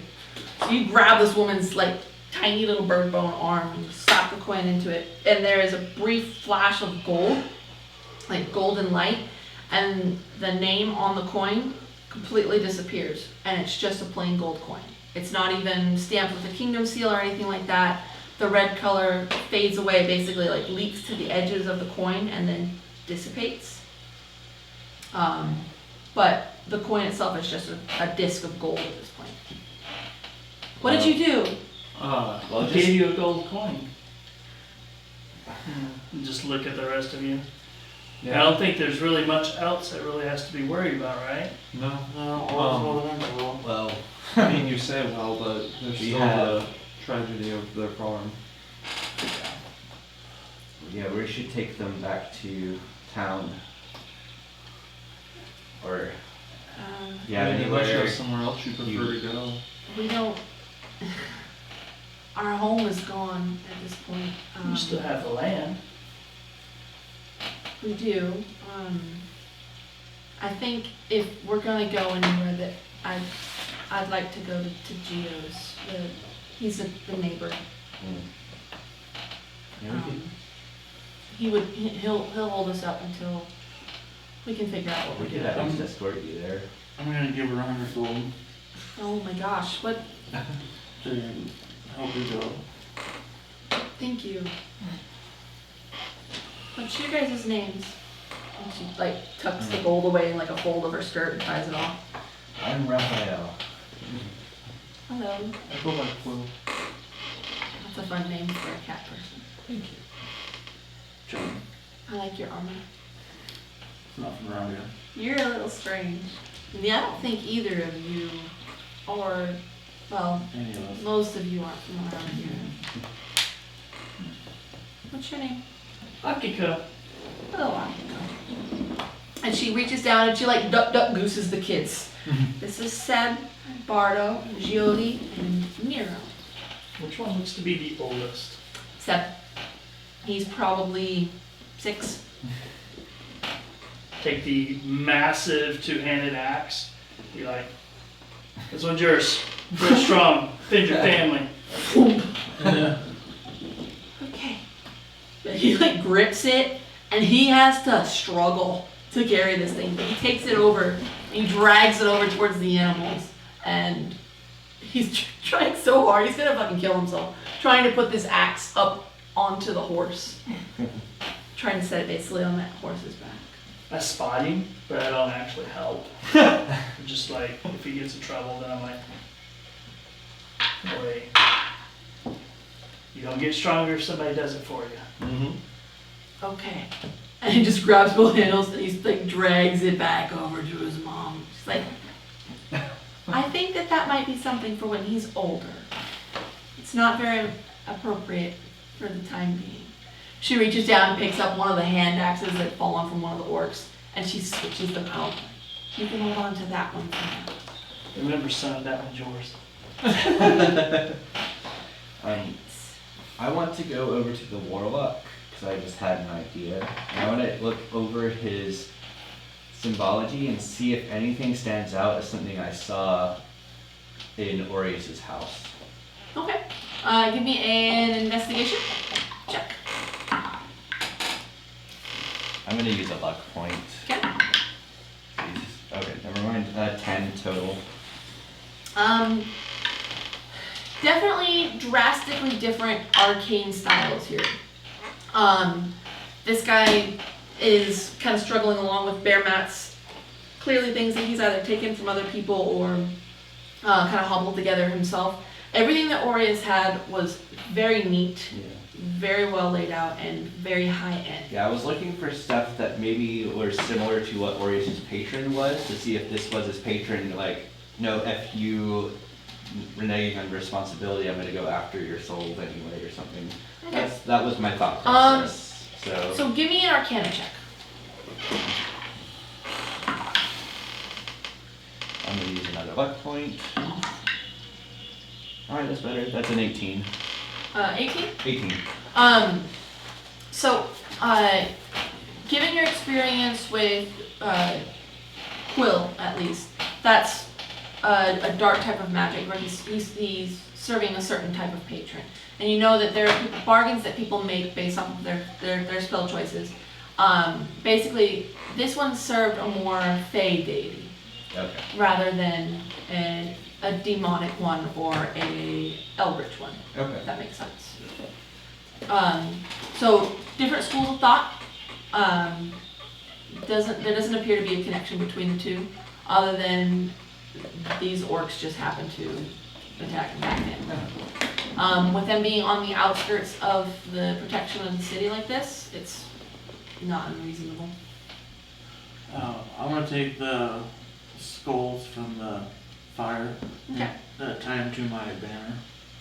So Okay. that they- You got orc skulls on there? Yeah, they hang down. You gotta secure the jaws somehow though, because otherwise the jaws are just Unless you gonna... don't care about the jaws. No, the jaws have tusks though.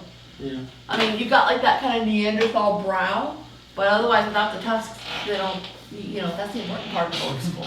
I'll take some twine and So you guys have 4 children, 1 goat, 1 ox, and 1 horse, and a very pregnant lady in a very rainy forest in the middle of the night. Oh, it's still night, isn't it? Yep. I What's your mean, plan? I suppose we could rest here, put them in the tent, make sure it's cleaned out, and then head off in the morning. Yeah, that's not a bad idea. As far as the contents of the tent itself is a little ramshackle. There's not a lot of brains behind the assembly of it, but the inside has, compared to the rolls outside, the nicest blankets and the nicest furs. It would be comfortable if a little smelly. Considering everything I we would just ask, went through, I'm sure they'll be How do you fine. feel about trying to just sleep here for the night before traveling? I don't think, even with your magic, I don't think we're ready to go anywhere just yet. And with the darkness, it's only going to be hard to keep the children Right. from being scared. Mhm. If we stay the night here, we should be able to get to Geo's by probably tomorrow afternoon. Alright, well, we'll make sure the tent is clear of anything nasty, and then you can take the tent with the children and we will make do outside. Mhm. Thank you again for your help. Strange though. I'm sorry for everything you endured. But once they're settled, and I'm assuming we're gonna be around the campfire a little bit before we bed down for the night. Akiko, pull out the cube. Oh, you beat me to it. I was gonna tell you too as well. And reach in, take the cube, toss it to him. So I look Go at back it. to kind of rummaging through the pockets and stuff of the Yeah. orc boss. Okay. You find some gold on him. You find 45 gold, 13 silver, and 32 copper. Yeah, just toss that over there. Um, There's some more stuff. He's got a dagger that looks like it's probably made from the same kind of tusk that basically the handle of it looks like it's a tusk from the same animal that made the tusk on the helmet. And it's a very, very sharp blade on it. Look at that. And then it's got, he's got 2, what do you call them? 2 gems, basically. They're large rocks that basically they look like uncut stones. And they are a dark red color. Hold on to those. Put those in my pocket. Just kind of kick the corpse over into the fire. Okay. His armor kind of clank, clank, clank, clank, clank, clank, clank, and you roll him over. But you get him up into the fire, and the smell is fucking horrendous. It was not good with the skulls, but this is a full body. And it's nasty smelling, but it burns. It's fine. You see there's a couple of beads that fall into the fire that were basically beads and bone pieces that were braided into the hair underneath. I'm assuming you took the soul, tossed the head in there as well. Alright, so you pull out the coin. Alright, you pull out the box. Yep. Who boots it? I will, since I have it. Okay, you boot the box and a coin I'll falls out. watch very intently though.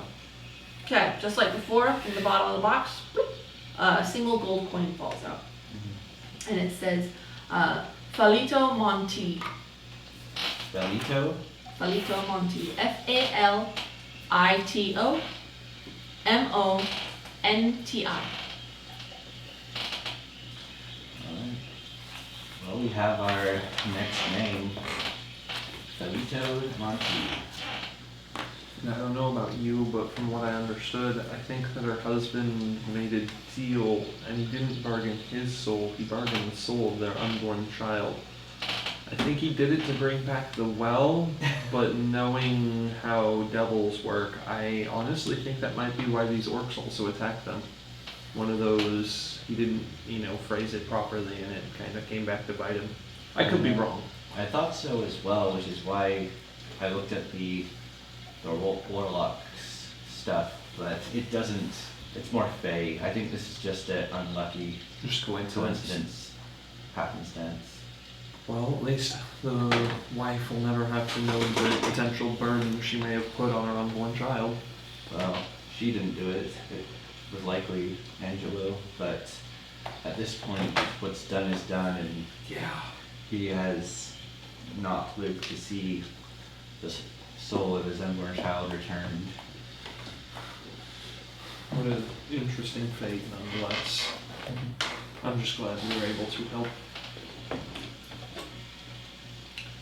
So, throughout the night, you guys don't hear anything else really in the woods. You hear the nervous sounds from the animals that are staying still right there.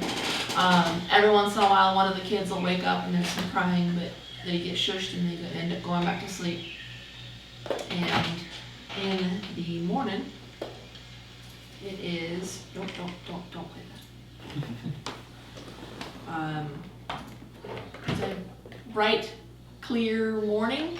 Well, as clear as it gets with the rain still falling from the sky, but the sky gets lighter. You guys can actually see the sun. And you will head back basically to Geo's, which is the man who was cutting The grumpy guy. That's what I thought. Yeah. cutting the wood and everything. Yeah. But we will pick up there-ish next week. 2 weeks. Week after week. Week after week. Week after next. Week after next. Yes. Time after time. Time after time. Just so you guys are aware, Akiko is like really kind of grumpy and gruff all the way until the next morning. And she wakes up and it's like she's back to her normal kind of. Okay. I was wondering. Actually, I shouldn't wonder. I know. You know. I know.